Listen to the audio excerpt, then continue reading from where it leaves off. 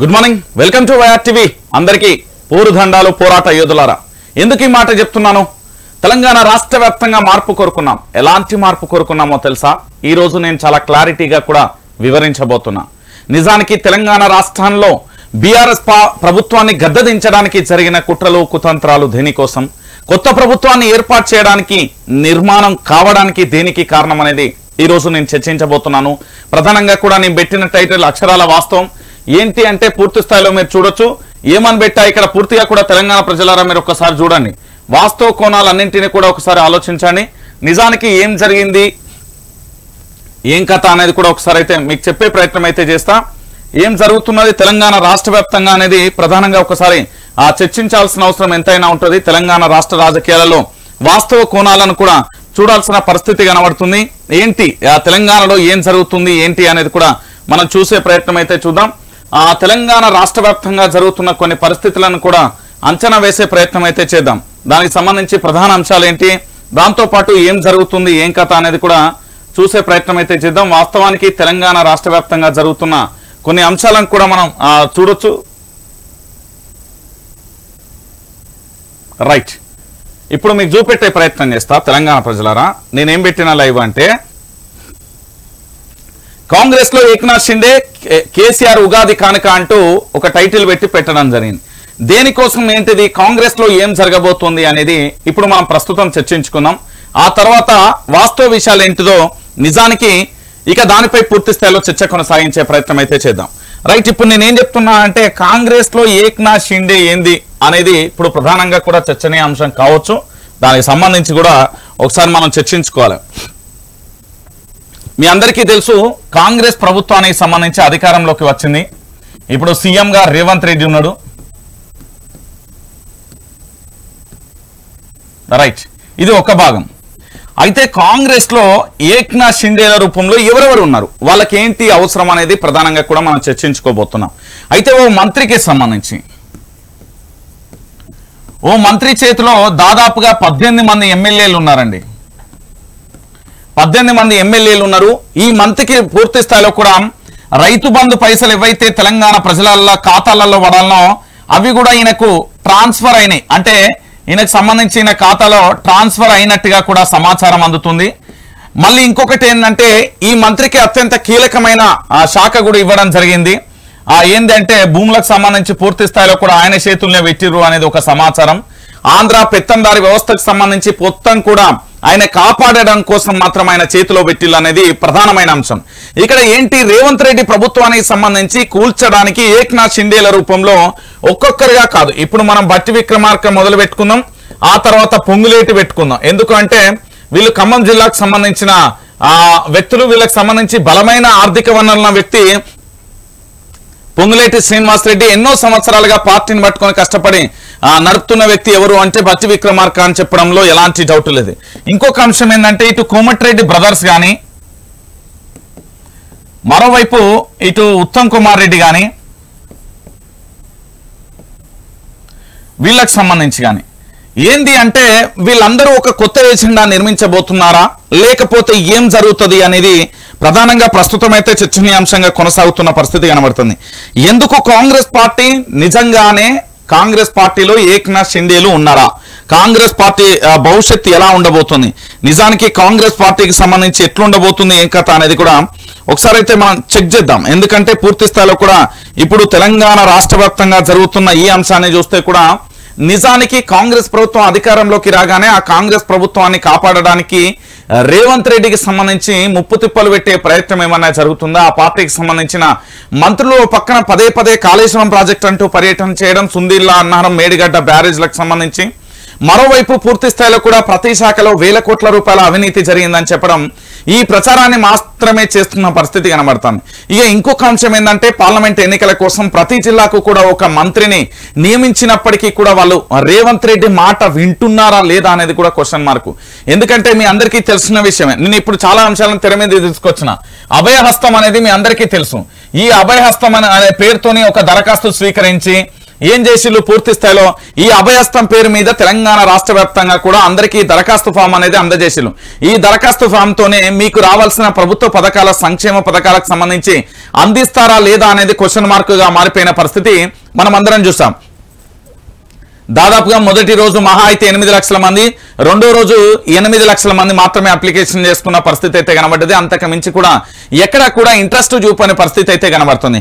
కొన్ని చోట్ల చెప్పులు లైన్ లో పెట్టడం, మరికొన్ని చోట్లలో ఆ క్యూ లైన్ లో నిల్చోవడం, మరికొన్ని చోట్లలో గుంపులుగా ఎగబడి పూర్తి స్థాయిలో మీద ఫామ్లు గుంజుకునే ప్రయత్నం, కొన్ని చోట్ల జిరాక్స్ సెంటర్లకు మేలు చేయడం, ఈ విధంగా జరుగుతున్న తంతు కనబడ్డది. ఒకవేళ ఆ ఫాములు తీసుకున్నప్పటికీ కూడా అవి ఏంది అంటే ట్రంక్ పెట్టెలో వేయాల్సిన వాటిని ట్రంక్ పెట్టెలో వేస్తారా, మరి ఏ పెట్టెలో వేసి తీసుకెళ్తారో తెలియదు కానీ హోటళ్లలో టేబుల్ల మీద దర్శనం ఇచ్చిన పరిస్థితి కూడా మనం చూసాం.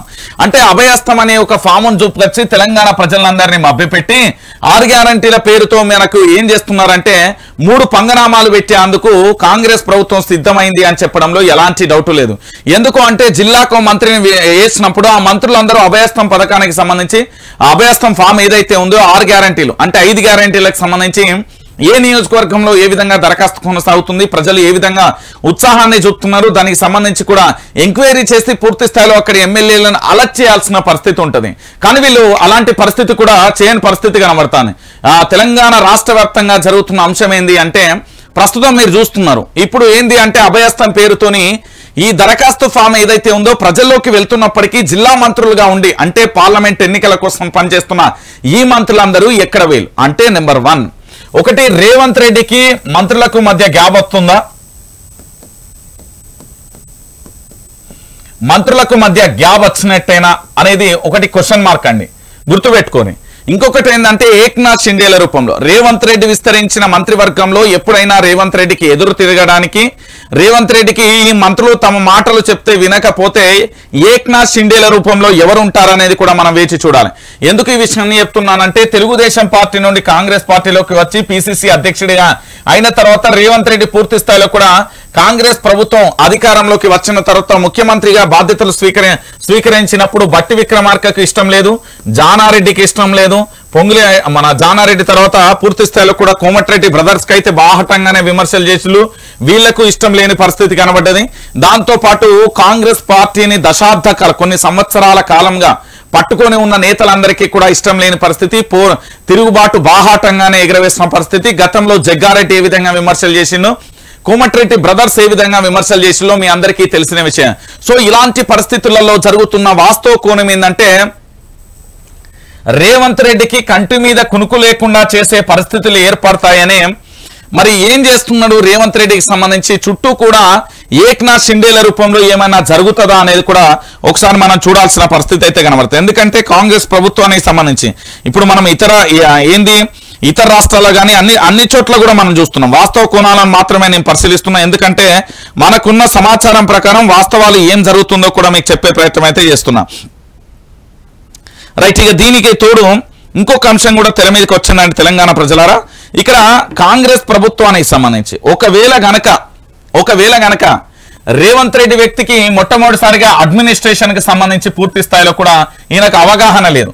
దాని తర్వాత మీ అందరికీ తెలుసు మరో వ్యక్తి ఎవరో కాదు, పొంగులేటి శ్రీనివాసరెడ్డి, ఖమ్మం జిల్లాకు సంబంధించిన వ్యక్తి. ఈయనకు అసలు ఎమ్మెల్యే మొట్టమొదటిసారి అయిండు, అతనికి అడ్మినిస్ట్రేషన్ గురించి తెలియదు. నెంబర్ 2 కోమటిరెడ్డి బ్రదర్స్ కానీ లేకపోతే ఉత్తమ్ కుమార్ రెడ్డో భట్టో లేకపోతే వాళ్ళందరూ కూడా మాజీ మంత్రులుగా పనిచేసే వాళ్ళకు కాస్తో కూస్తో అవగాహన ఉన్న పరిస్థితి కనబడుతుంది.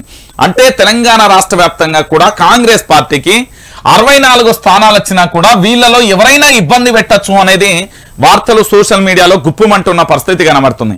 అంటే రేవంత్ రెడ్డికి సంబంధించి ఇంకొక అంశం కూడా చర్చనీయాంశంగా మారుతున్నది. నాడు ముఖ్యమంత్రిగా కేసీఆర్ ఉన్నప్పుడు ప్రగతి భవన్ లో ఉన్నాడు.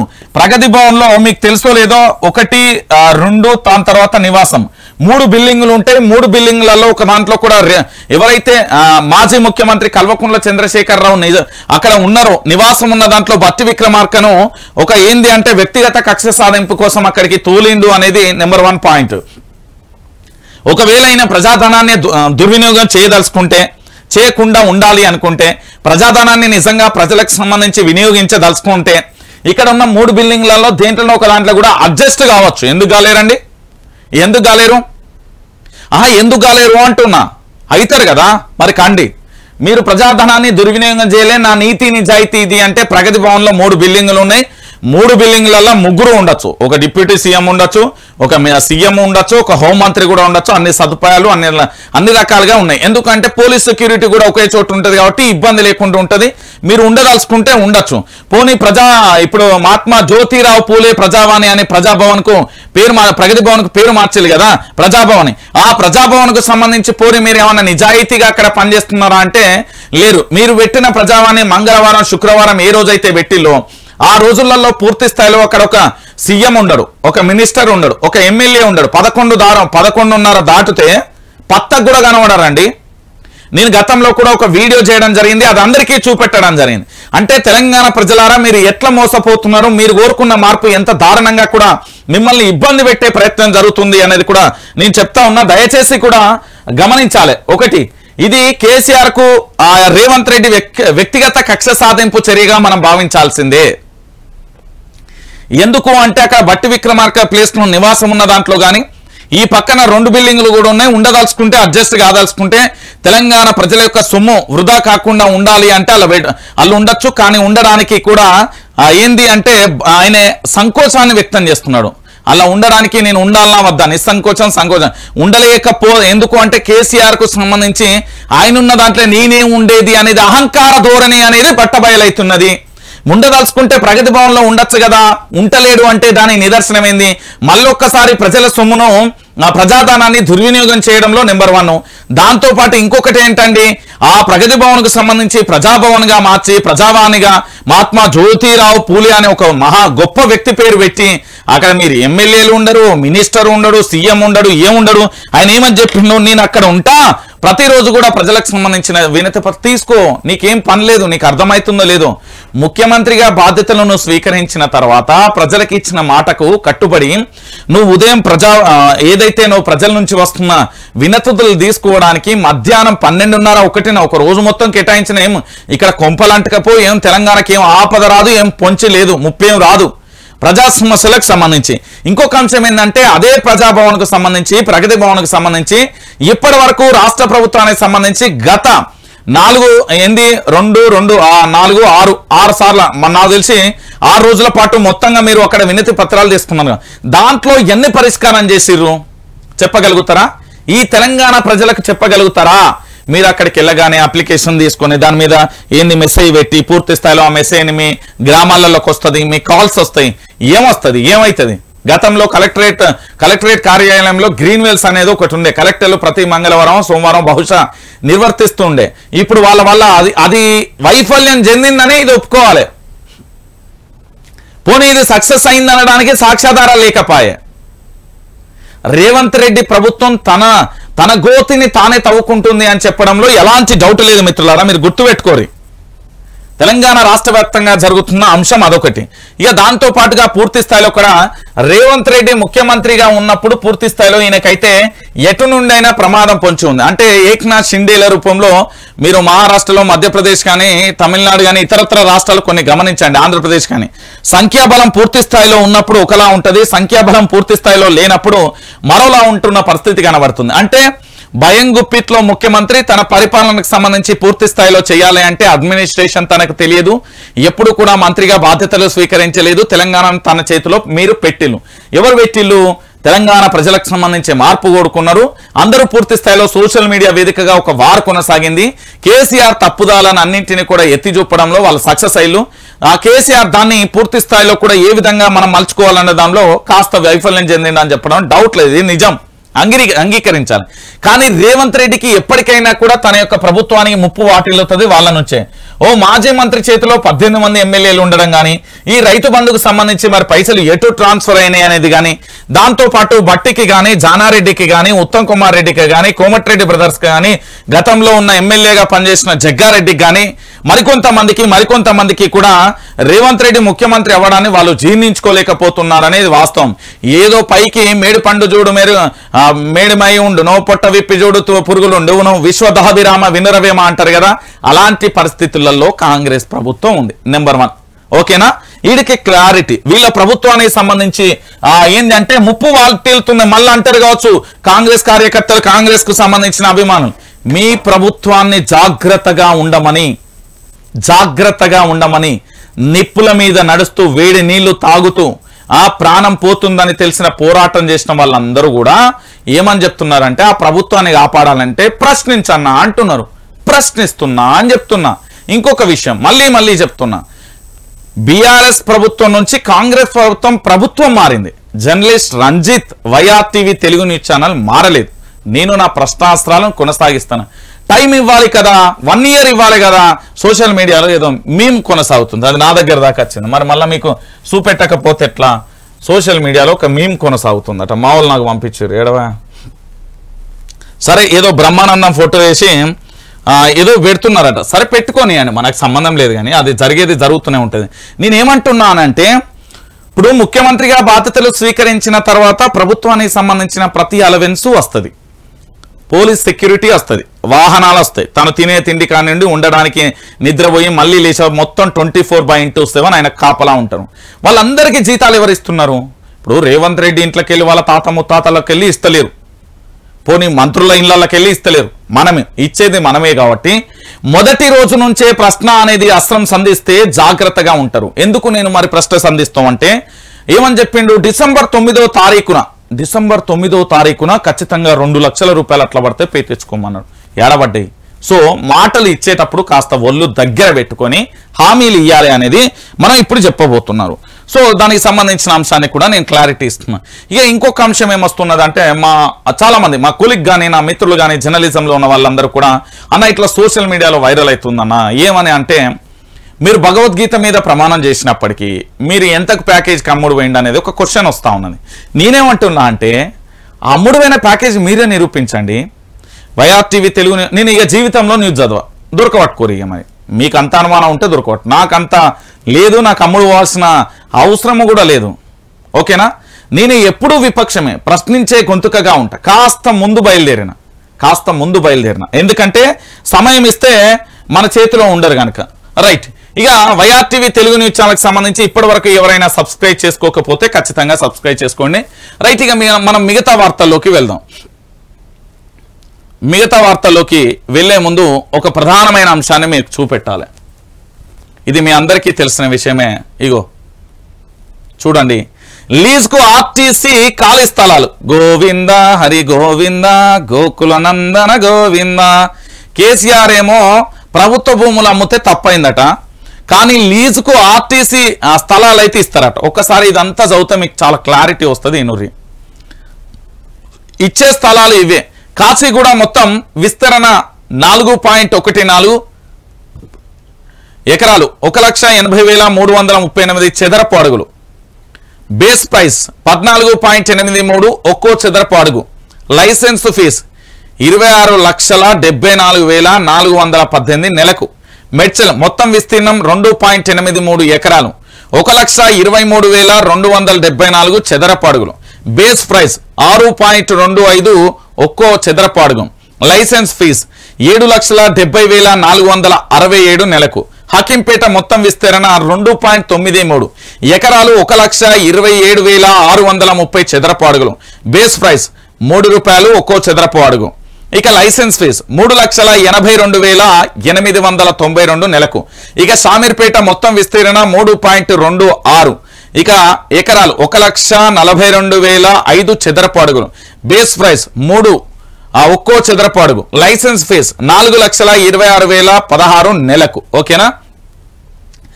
లీజుకు ఆర్టీసీ ఖాళీ స్థలాలు మొత్తం 13.16 ఎకరాలు అద్దెకు. సికింద్రాబాద్ పరిధిలో 9.02 ఎకరాలు, కాచిగూడలో 4.14 ఎకరాలు 10 ఏళ్ల పాటు లీజుకి ఇచ్చేలా ఒప్పందం. నెలవారీ లైసెన్స్ ఫీజులలో రూపంలో అంటూ కూడా చెప్తున్న పరిస్థితి కనబడుతుంది.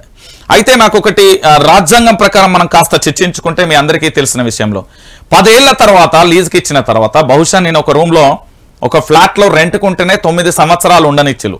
9వ సంవత్సరం తర్వాత 10వ సంవత్సరం కూడా ఉంటే మనం కోర్టుకి వెళ్ళి అది నాది అని చెప్పుకోవచ్చు. సరే, ఇది బిల్డింగ్ల పరంగా. ఇక స్థలాల వారిగా ఎట్లున్నది అనేది నాకు కాస్త దాని గురించి క్లారిటీ లేదు, కానీ ఒక మాట అయితే చెప్తున్నా.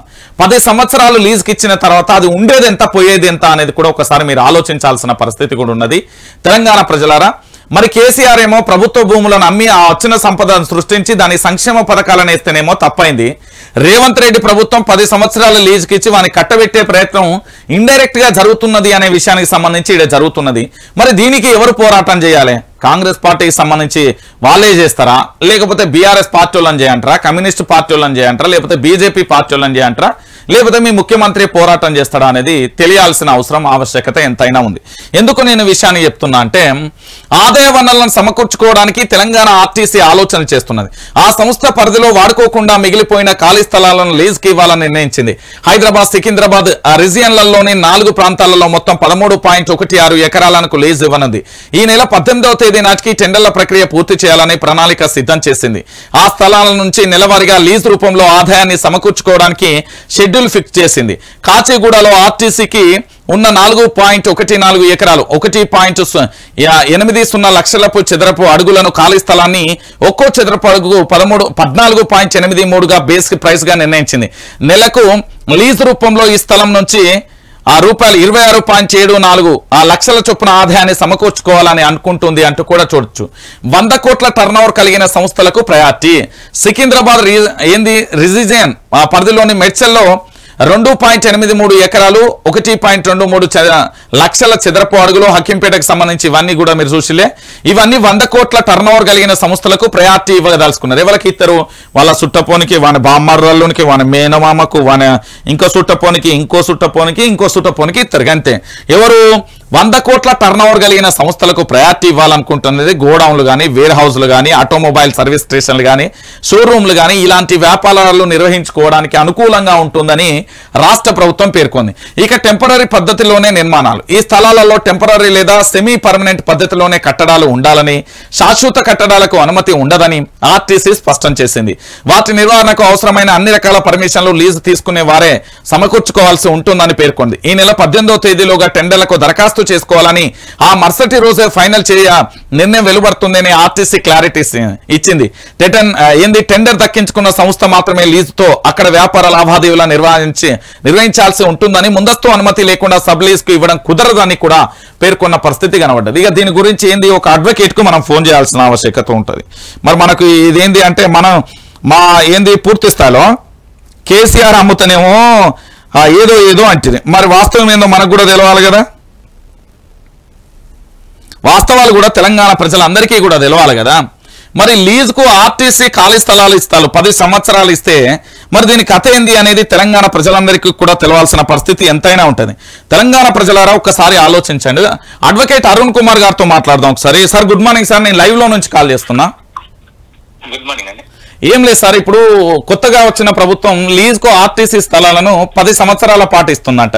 అంటే లా ప్రకారం 10 సంవత్సరాలు ఒక ఇంట్లో మనం ఎవరికైనా రెంట్కుంటేనే వాళ్ళు పూర్తి స్థాయిలో మనల్ని మనం మళ్ళీ కోర్టుకు వెళ్తే అది మనకు వచ్చే హక్కు ఉంటుంది. మరి ఈ ఆర్టీసీ భూములు అంటే ప్రభుత్వ భూములకు సంబంధించి ఎట్లా ఉంటుంది? ప్రజలందరూ కూడా ఒక ఆలోచనలో పడ్డారు. చిన్న క్లారిటీ. డెఫినెట్ గా గత ప్రభుత్వం ఖాళీ ఖజానాను ఇప్పుడు ఇచ్చి వెళ్ళడం జరిగింది. నిధుల సమీకరణ కొరకు చేయొచ్చు, కాకుంటే అది చట్టబద్ధంగా ఉండేట్టు చూసుకుంటే బాగుంటది. 10 సంవత్సరాల పాటు అంటే దాన్ని వేలం వేస్తే ఇంకా ఎక్కువ వస్తాయి కాబట్టి పునరాలోచిస్తే బాగుంటది ప్రభుత్వం. 2 సంవత్సరాలకు 3 సంవత్సరాలకు ఆ ప్రాతిపదికన నిజంగా కూడా మంచి ఉద్దేశం ఉంటే ఆక్షన్ నిర్వహించి ఎంతూజియాస్టిక్ పీపుల్ కి దాన్ని ఇస్తే బాగుండే. అటువంటి ప్రతిపాదనలను పరిగణలోకి తీసుకుంటే బాగుంటది. ఏకముఖంగా 10 సంవత్సరాలు ఇస్తే వాళ్ళు దాని మీద యజమాన్యాన్ని కూడా సాధించే అవకాశం ఉంటది. సార్ ఖచ్చితంగా 10 సంవత్సరాలు లీజ్ కి ఇస్తే ఇక వాళ్ళకు హక్కు వస్తుంది కదా సార్ రాజ్యాంగం ప్రకారం? హక్కు టైటిల్ అనేది చేంజ్ కావడానికి ఒక పర్టికులర్ ప్రొసీజర్ ఉంది. ఎవరికి కూడా టైటిల్ అనేది అంత ఈజీగా రాదు. కేవలం దాన్ని కొట్లాడడానికి, ఎక్స్టెన్షన్ చేసుకోవడానికి, లీజ్ అవుట్ చేసేటప్పుడు కోర్టుకు కొన్ని పరిధులు ఉంటాయి. ఆ పరిధిలోనే కోర్టు ఆలోచిస్తుంది. తనకు సఫిషియెంట్ గా ఉన్నప్పుడు మాత్రమే లీజ్ అవుట్ చేస్తారు అనే కాన్సెప్ట్ మీద రెంట్ కంట్రోల్ కోర్టులు వెళ్తాయి తప్ప దాంతో యాజమాన్యపు హక్కులు రావనేది ఇష్టం. అది సో మొత్తానికి అయితే వాళ్ళకు కొంచెం కొట్లాడే అవకాశం అయితే దొరుకుతుంది. ఖచ్చితంగా స్కోప్ అయితే ఉంటది. దాన్ని ఎక్స్టెండ్ చేసుకుంటూ వెళ్తారు. 10 సంవత్సరాలు ఇచ్చిండ్రు కాబట్టి నేను ఇప్పటి వరకు దాన్ని ఇన్వెస్ట్ చేసి దాన్ని డెవలప్ చేయడానికే సరిపోయింది. నా డబ్బులు నష్టపోయినాయి, నేను మళ్ళీ సంపాదించుకోవడానికి నాకు ఎక్స్టెన్షన్ ఇవ్వండి. మీరు చెప్పిన రేటు ప్రకారమే కాకుండా 10% నేను ఎన్హాన్స్ చేసి కూడా ఇవ్వడానికి నేను సిద్ధంగా ఉన్నా అన్నప్పుడు ఆటోమేటిక్ గా కోర్టులకు కూడా ఎవరికి అబ్జెక్షన్ ఉండదు. Okay, thank you sir.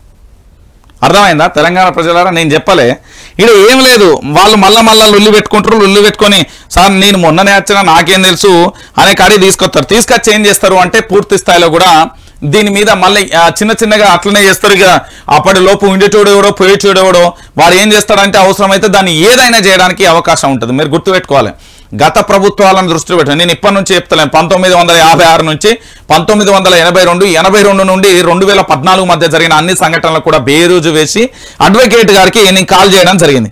అంటే పూర్తి స్థాయిలో కూడా ఇప్పటికైనా అర్థమైందా తెలంగాణ ప్రజలారా? వాస్తవమైన కోణాలను మీరు గుర్తుపెట్టుకోరు.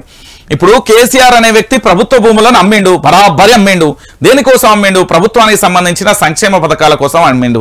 వీళ్ళు ఏం చేస్తారు? వీళ్ళ సుట్టపొళ్ళకి ఇస్తే ఆ సుట్టపొళ్ళు దాన్ని ఎక్స్చేంజ్ చేయండి, మీ 10 సంవత్సరాలు జరిగింది, మళ్ళీ 5 సంవత్సరాలు ఇట్లా ప్రభుత్వ భూములను కోల్పోయిన ఘటనలు కూడా మనకు కోకొల్లలుగా ఉన్న పరిస్థితి కనబడుతుంది. ఈ రోజు ఆర్టీసీ ఆస్తుల మీద కన్నుపడ్డది అంటే మరి ఆర్టీసీ కార్మిక సోదరులందరూ ఉద్యమాలు చేస్తారా? మరి ఆర్టీసీ కార్మికులకు సంబంధించిన సోదరులు ఏమంటారు అనేది కూడా మనం వేచి చూడాల్సిన పరిస్థితి ఉంటుంది. ఎందుకు చెప్తున్నానంటే తెలంగాణ రాష్ట్ర వ్యాప్తంగా ఒక్కొక్క చదరపు అడుగును ఇక మింగడానికి భూబకాసురులు సిద్ధమైల్లా, లేకపోతే వాళ్లకు పూర్తి స్థాయిలో కూడా వీళ్ళే రెడ్ కార్పెట్ వేసి ఆహ్వానం పలుకుతున్నారా? మరి ఇక్కడ వచ్చే సంస్థలు కూడా వీళ్ళ సుట్టపొల్ల అయి ఉంటాయా? మరి లేకపోతే బినామీ పేర్ల మీద ఉంటుందా? లేకపోతే నిజమైన వ్యాపారం చేసే వ్యాపారవేత్తలే తీసుకుంటారా? వీటన్నింటి మీద ఒక ఎడమ కన్నా అయితే వేసి ఉంచాల్సిన బాధ్యత ఉంటుంది. పూర్తి స్థాయిలో కూడా మీరు ఆలోచించండి తెలంగాణ ప్రజలారా. నేను చెప్తున్నాను కాదు, ఇది వాస్తవమైన కోణం. ఎందుకు అంటే పూర్తిగా కూడా జరుగుతున్న అంశానికి సంబంధించి నేను చెప్తున్న అంశం పూర్తిగా కూడా తెలంగాణ రాష్ట్ర వ్యాప్తంగా కూడా మనం చూసినాం. ఎందుకు అంటే గతంలో కూడా జరిగిన పరిస్థితులు కూడా ఇవే కనబడుతున్నాయి కాబట్టి చెప్తున్న విషయానికి సంబంధించి చెప్తున్నా. ఇక దాంతోపాటు ఇక మనం ప్రధానంగా కూడా ఇక వీళ్ళ ఏంది దత్తత పుత్రిక ఏం రాసుకొచ్చింది, ఏమేమి రాసినాయి అనేది ఒకసారి చూద్దాం. ఇక ఫస్ట్ వీక్ లోనే సాలరీస్ ప్రభుత్వ ఉద్యోగులకు సర్కార్ స్వీట్ న్యూస్. ప్రతి నెల మొదటి వారంలోనే జమ చేసేలా కసరత్తు. ఫైనాన్స్ డిపార్ట్మెంట్ కు సీఎం ఆదేశాలు.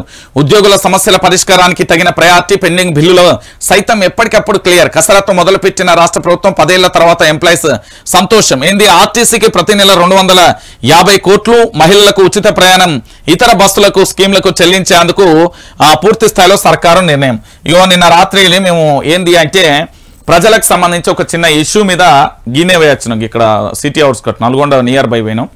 8:30కు బస్ స్టాండ్లో నిల్చుంటే 10:30 దాకా బస్సు రాలే. చివరికి నేను ఏం ఎక్కొచ్చినా తెలుసా? తెలంగాణ డీసీఎం లారీ ఎక్కొచ్చినాం. ఇక చూడురి మరి రేవంత్ రెడ్డి గారు ఏమని చెప్తారు? మహిళలకు ఉచిత బస్సు ప్రయాణం పెట్టు, మాకు సంబంధం లేదు. ఎందుకంటే అది మా సొమ్మే, మళ్ళీ మేమే మునిగేది. నీకేం కాదు, నీ బిడ్డలకేం కాదు, నీ వారసత్వానికి ఏం కాదు, ఆటోమేటిక్గా మళ్ళీ మునిగేది మేమే. అది మాకు తెలుసు. మా ఫ్యూచర్ ఎట్లుంటుందంటే మేము తీసుకుపోయి ఒక అగాధంలో పడతాం, చీకటి కూపంలో పడతాం. మా భవిష్యత్తు ఎట్లుంటుంది అనేది మాకు అర్థమైంది. ఈ రోజు తెలంగాణ రాష్ట్ర వ్యాప్తంగా కూడా ఆర్టీసీకి సంబంధించి ప్రతి నెల 250 కోట్లు అంటే వీళ్ళకి ఏ నుండి తెస్తారు? వీళ్ళ సంపద ఇలా ఏమైనా సృష్టించగా ఇంటి నుండి తెత్తాలా లేకపోతే ఏంది? ఇది మళ్ళీ మన మీదనే దేని మీద వడ్డింపు జరుగుతుంది అనే విషయాన్ని గుర్తుపెట్టుకోవాలి. వీళ్ళు చేయదలుచుకుంటే విద్యాలయాలు ఉన్నాయి, ప్రభుత్వ ఆసుపత్రులు ఉన్నాయి. ఈ రెండింటిని కనుక సక్రమంగా చేస్తే తెలంగాణలో వ్యవస్థలన్నీ కూడా బాగుంటాయి. గుర్తుపెట్టుకోవాలి. ఏంది బస్సులు ఉచితం అని చెప్పి బస్సు లేని దౌర్భాగ్య పరిస్థితి పడ్డది తెలంగాణలో. ఇంతకంటే దౌర్భాగ్యం ఇంకేమున్నదా? మళ్ళీ ఉచిత ప్రయాణం అని దానికి ఒక టైటిలు. మేము టికెట్లు పెట్టుకుంటే మాకేమో నిలబడు, వాళ్ళేమో మొత్తం పూర్తి స్థాయిలో కూడా బస్సులన్నీ ఆక్యుపై చేస్తారు. నీ కండక్టర్ని అడిగితే నేనేమనాలని అన్న పరిస్థితికి వచ్చింది. అలా పోదంతా రేవంత్ రెడ్డి గారు. అయినా నువ్వు వస్తాను మంచి పోలీసు వాళ్ళు వస్తారు, మొత్తం అధికారులు అందరూ అలర్ట్ అవుతారు. ఇవి పురుషులకు అంటారు, ఇవి మహిళలకు అంటారు. ఇక మాకు తెలియని ముచ్చట. ఇక ఉద్యోగులకు సంబంధించి ఉద్యోగులకు ఏం తక్కువ చేసిండే కేసీఆర్ నాకు అర్థమైతే లేదు. ప్రభుత్వ ఉద్యోగులకు స్వీట్ న్యూస్. ఫస్ట్ వీక్ లో శాలరీలు ఇచ్చిందని చెప్తున్నాడు. మరి ఇప్పుడు రేవంత్ రెడ్డి ఉన్నాడు. రేవంత్ రెడ్డికి సంబంధించి ఒక విషయాన్ని చెప్పాలి. సరే నువ్వు ఉద్యోగులకు బ్రహ్మాండంగా చేసినావు అని చెప్తా. మరి తెలంగాణకు సంబంధించిన మా మహిళలు ఏం పాపం చేసిళ్ళు? నువ్వు ఇదే ఆర్టీసీకి సంబంధించి చేసినా అని చెప్తున్నావు కదా. నీకు ఒక ఎగ్జాంపుల్ చెప్తా. నీతో పాటే ముఖ్యమంత్రిగా ప్రమాణ స్వీకారం చేసిన వ్యక్తిని నేను తెర మీద తీసుకొస్తాయి. ఇగో ఇది ఒకసారి చూడండి. డిసెంబర్ 15, 2023 రాజస్థాన్ సీఎంగా భజన్ లాల్ ప్రమాణ స్వీకారం చేసిండు. 13 రోజులలో 450 రూపాయలకే సిలిండర్ ఇస్తుండు. డిసెంబర్ 7, 2023 తెలంగాణ రాష్ట్ర సీఎంగా రేవంత్ రెడ్డి ప్రమాణ స్వీకారం చేశాడు. 21 రోజులు గడిచినా 500 గ్యాస్ సిలిండర్ అందించిన చర్యలు కనబడ్డాయి. మరి చెప్పుర్రి రేవంత్ రెడ్డి గారు, మీరు పక్క రాష్ట్రాలతో ఇతర రాష్ట్రాలు పోయి ఆడ స్పీచ్లు ఇచ్చి ఉపన్యాసాలు ఇచ్చి మనమే రాబోతున్నాం, మన ప్రభుత్వం వస్తుంది, మనదే జరుగుతుంది, మొత్తం దేశవ్యాప్తంగా భజన చేస్తున్నావు కదా, నువ్వు ఇచ్చిన హామీ ఏ మేరకు నెరవేర్చగలుగుతావని అడుగుతున్నారు. ఇప్పుడు భారతీయ జనతా పార్టీతో మిమ్మల్ని పోలిస్తే మీరు ఎట్లున్నారు అనేది అర్థమవుతుంది. రాజస్థాన్ సీఎం భజన్ లాల్ కు సంబంధించి 13 రోజులలో సీఎం కాగానే ఆయన ఇచ్చిన మాట ప్రకారం 450 రూపాయలకు సిలిండర్ ఇచ్చిండు. మరి నువ్వు డిసెంబర్ 7వ తారీఖున అయినా 21 రోజులు అవుతున్నది, ఆయన కనీసం 13 రోజులలోనే. మరి అదే మహిళలకు సంబంధించి 500లకు ఎందుకు సిలిండర్ ఇస్తలేవని అడుగుతున్నది భారతీయ జనతా పార్టీ. మరి దానికి ఏమైనా సమాధానం చెప్పదలుచుకుంటే చెప్పు, లేకపోతే లేదు.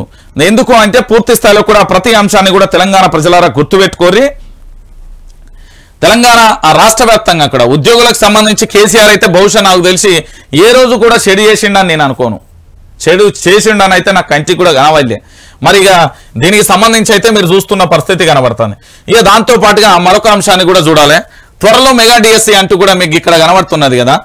త్వరలో మెగా డిఎస్సి కాదు, ఇప్పుడు నిరుద్యోగులకు సంబంధించి ఏమడుగుతున్నారు అంటే జీవో నెంబర్ 57, 58 అనుకుంటా బహుశా నిరుద్యోగులకు సంబంధించి పాపం పిల్లలు ఆందోళన చేస్తున్నారు. నాకు నిన్న కూడా కాల్ చేసి వీళ్ళు ఏమంటున్నారు అంటే, అన్న మేము పోలీస్ కానిస్టేబుల్కి సంబంధించి దాదాపుగా చాలా మంది లక్షలలో పూర్తి స్థాయిలో కూడా మేము ఇబ్బంది పడ్డాం అంటూ కూడా వాళ్ళు చెప్తున్న పరిస్థితి కనబడ్డది. అంటే ఈరోజు కేసీఆర్ కు సంబంధించి మళ్ళీ మా జీవో గనక ఏంది ఎత్తేసి మాకు గనక ఇయ్యకపోతే మేము మళ్ళీ పోరాటం చేస్తామని వీళ్ళు రేవంత్ రెడ్డి మీద ఎట్లా తిడుతున్నారో మీరే చూడరు. తెలంగాణ రాష్ట్ర వ్యాప్తంగా చూడరు. వీళ్ళకు సంబంధించి వీళ్ళ జీవో ఎత్తేయాలనేది వాళ్ళ ప్రధానమైన డిమాండ్. వీళ్ళకి ఏంది అంటే ప్రధానమైన డిమాండ్ కనబడుతుంది. ఒకసారి మీరే చూడు తెలంగాణ ప్రజలారా. మేము అట్లానే చెప్పి రామ్ తగ్గిపోతుంది. ఎలక్షన్ ఉన్నాయి, మళ్ళీ ఎంపీ ఎలక్షన్స్ ఉన్నాయి, అప్పుడు చూపిస్తాం. నిరుద్యోగులు అసలు ఏం చెప్తారని మళ్ళీ చూపిస్తాం. ఇప్పుడు అట్లా ఆలోచిస్తే ఇప్పుడు ఎట్లున్నా పరిస్థితి ఉన్నది చెప్తున్నా అన్న. వాస్తవానికి మేము అర్థమైందా? వాళ్ళు ఏంది అంటే మళ్ళీ ఎంపీ ఎలక్షన్లలో కూడా పోరాటం చేయడానికి నిరుద్యోగులు సాహసం చేస్తున్న పరిస్థితి. వాళ్ళు ఫిక్స్ అయిపోయిగా. ఎందుకు ఫిక్స్ అయ్యాలంటే వాళ్ళ జీవోకు సంబంధించి 57, 58 బహుశా ఆ జీవోను రద్దు చేయాలని వాళ్ళు ఆందోళన చేస్తున్న పరిస్థితి కనబడ్డది.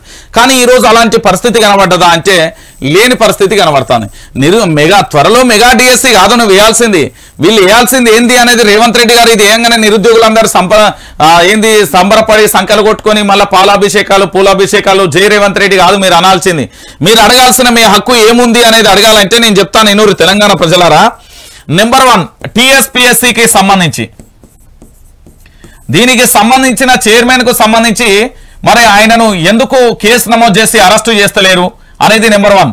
దాంతో పాటు అందులో మెంబర్స్ కు సంబంధించి ఇంకొకటి ఏంది, దాంట్లో లీకేజ్ కి సంబంధించి పాత్రధారులుగా పదే ఈ మగాళ్ళు చెప్పి లేదు.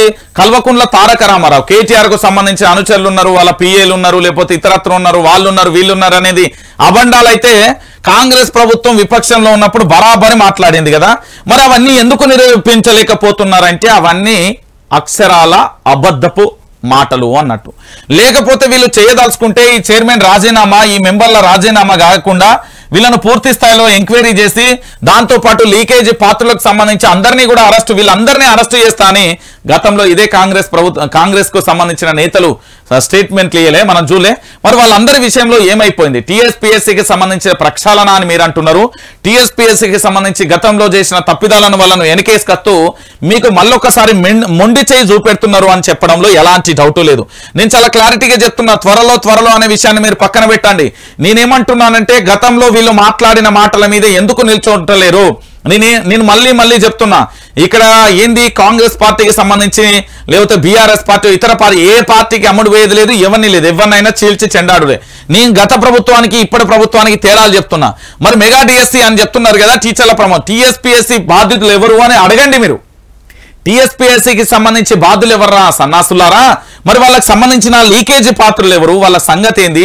మీరు గతంలో బీఆర్ఎస్ ప్రభుత్వానికి సంబంధించి మొత్తం వరుసగా కూడా ఆరోపణలు చేసిరు కదా.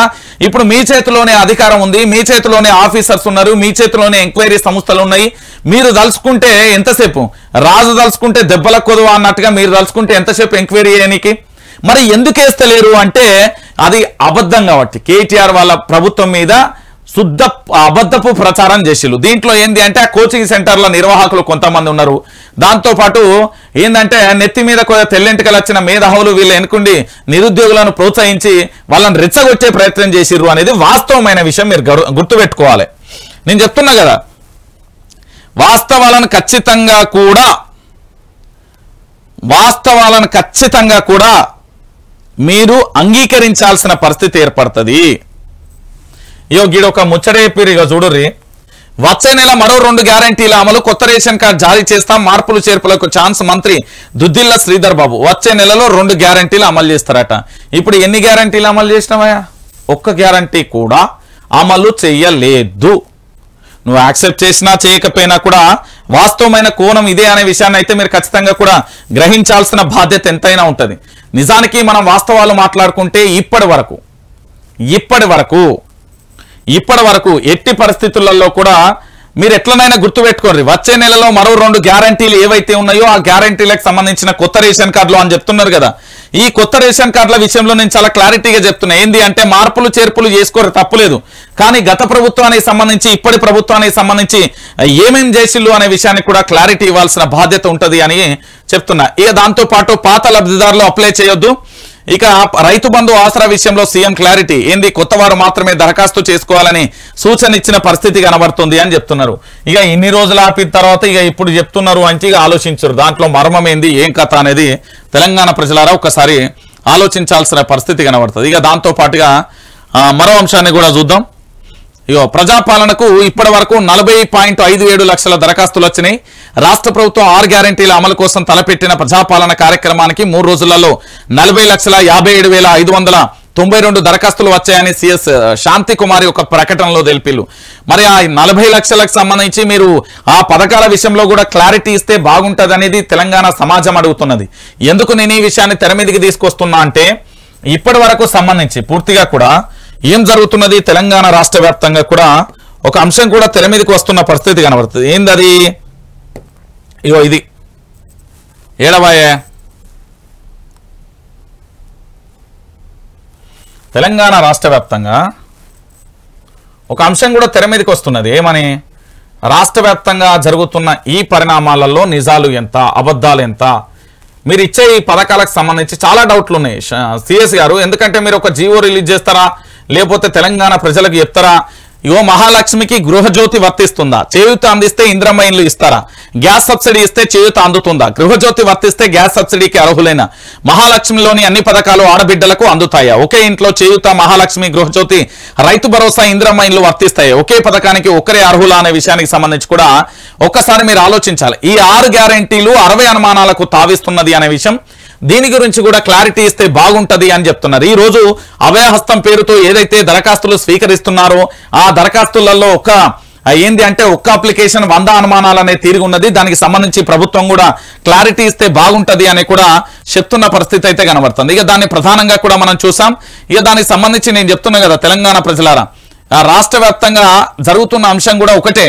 ఈ రోజు ఏదో చెప్తున్నారు, ఏం కథ అనేది కూడా వాళ్ళు ఇక ఇష్టం వచ్చినట్టుగా చెప్తారండి, అంతే వాస్తవం అది.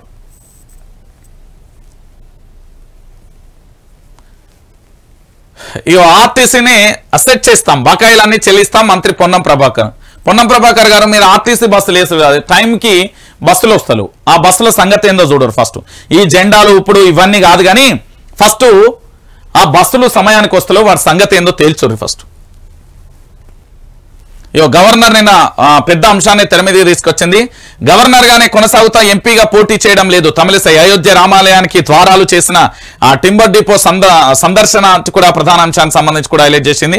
ఎందుకంటే నేను ఎక్కడికి పోనరా నాయన, ఇక్కడే ఉంటే రేవంత్ రెడ్డిని దించినా, మరి కేసీఆర్ని దించినా మిమ్మల్ని కూడా దించుతా, మా బీజేపీ వస్తుందని చెప్తుందో మరి ఏం సంగతో అనేది మనకు కూడా తెలియాల్సి ఉంది. దాని గురించి ఇంకా తెలియని పరిస్థితి అయితే కనబడుతుంది. ఇక ఎంజీఎంలో కరెంట్ లేక పేషెంట్ల అవస్థలు. అయిపోయింది. మార్పు ఎంత బాగుందో మీరే చూడండి తెలంగాణ ప్రజలారా.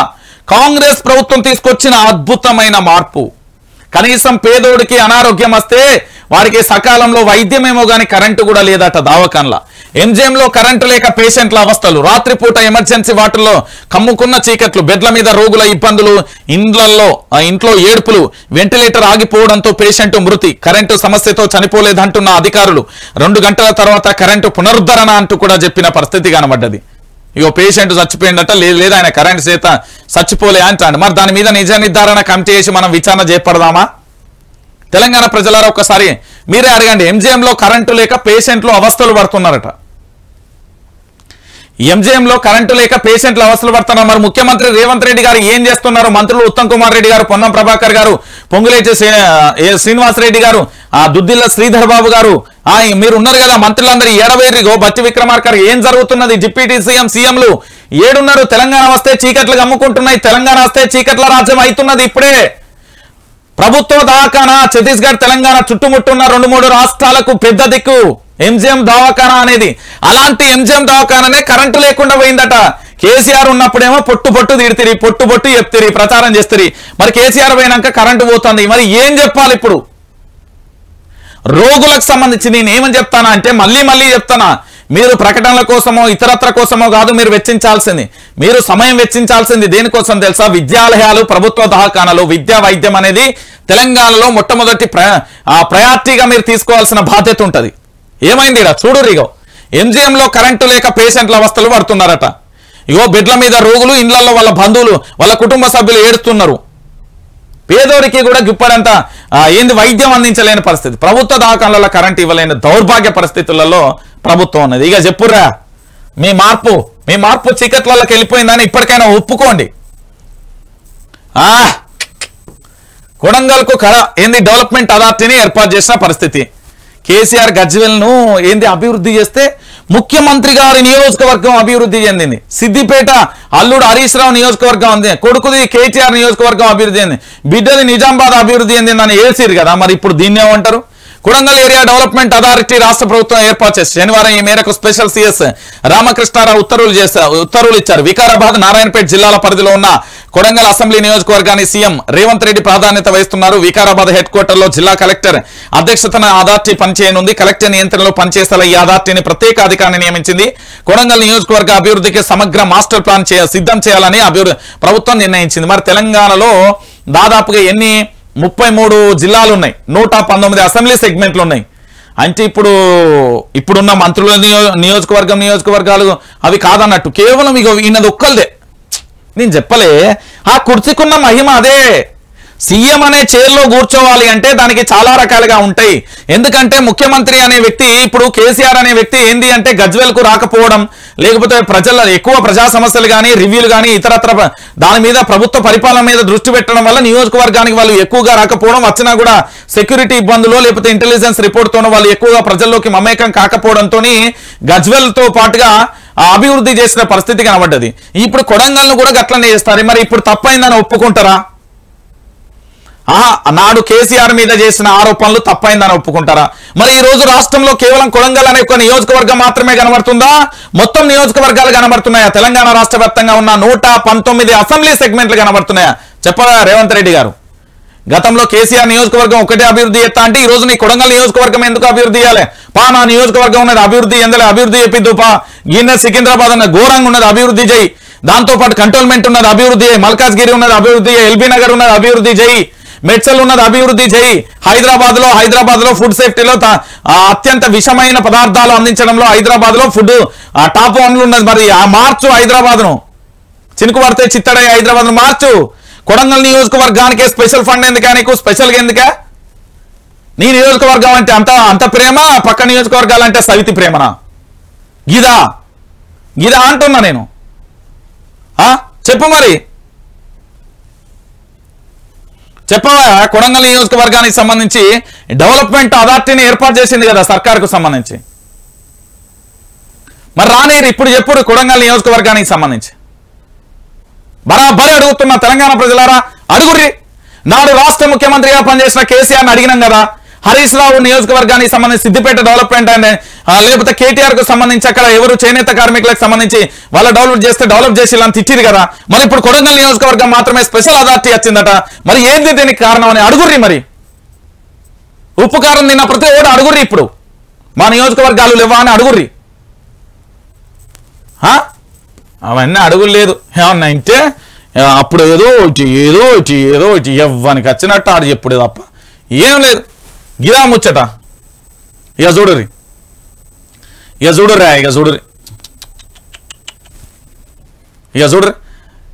తెలంగాణ ప్రజలారా, నన్ను అంటేనే అంటిరి.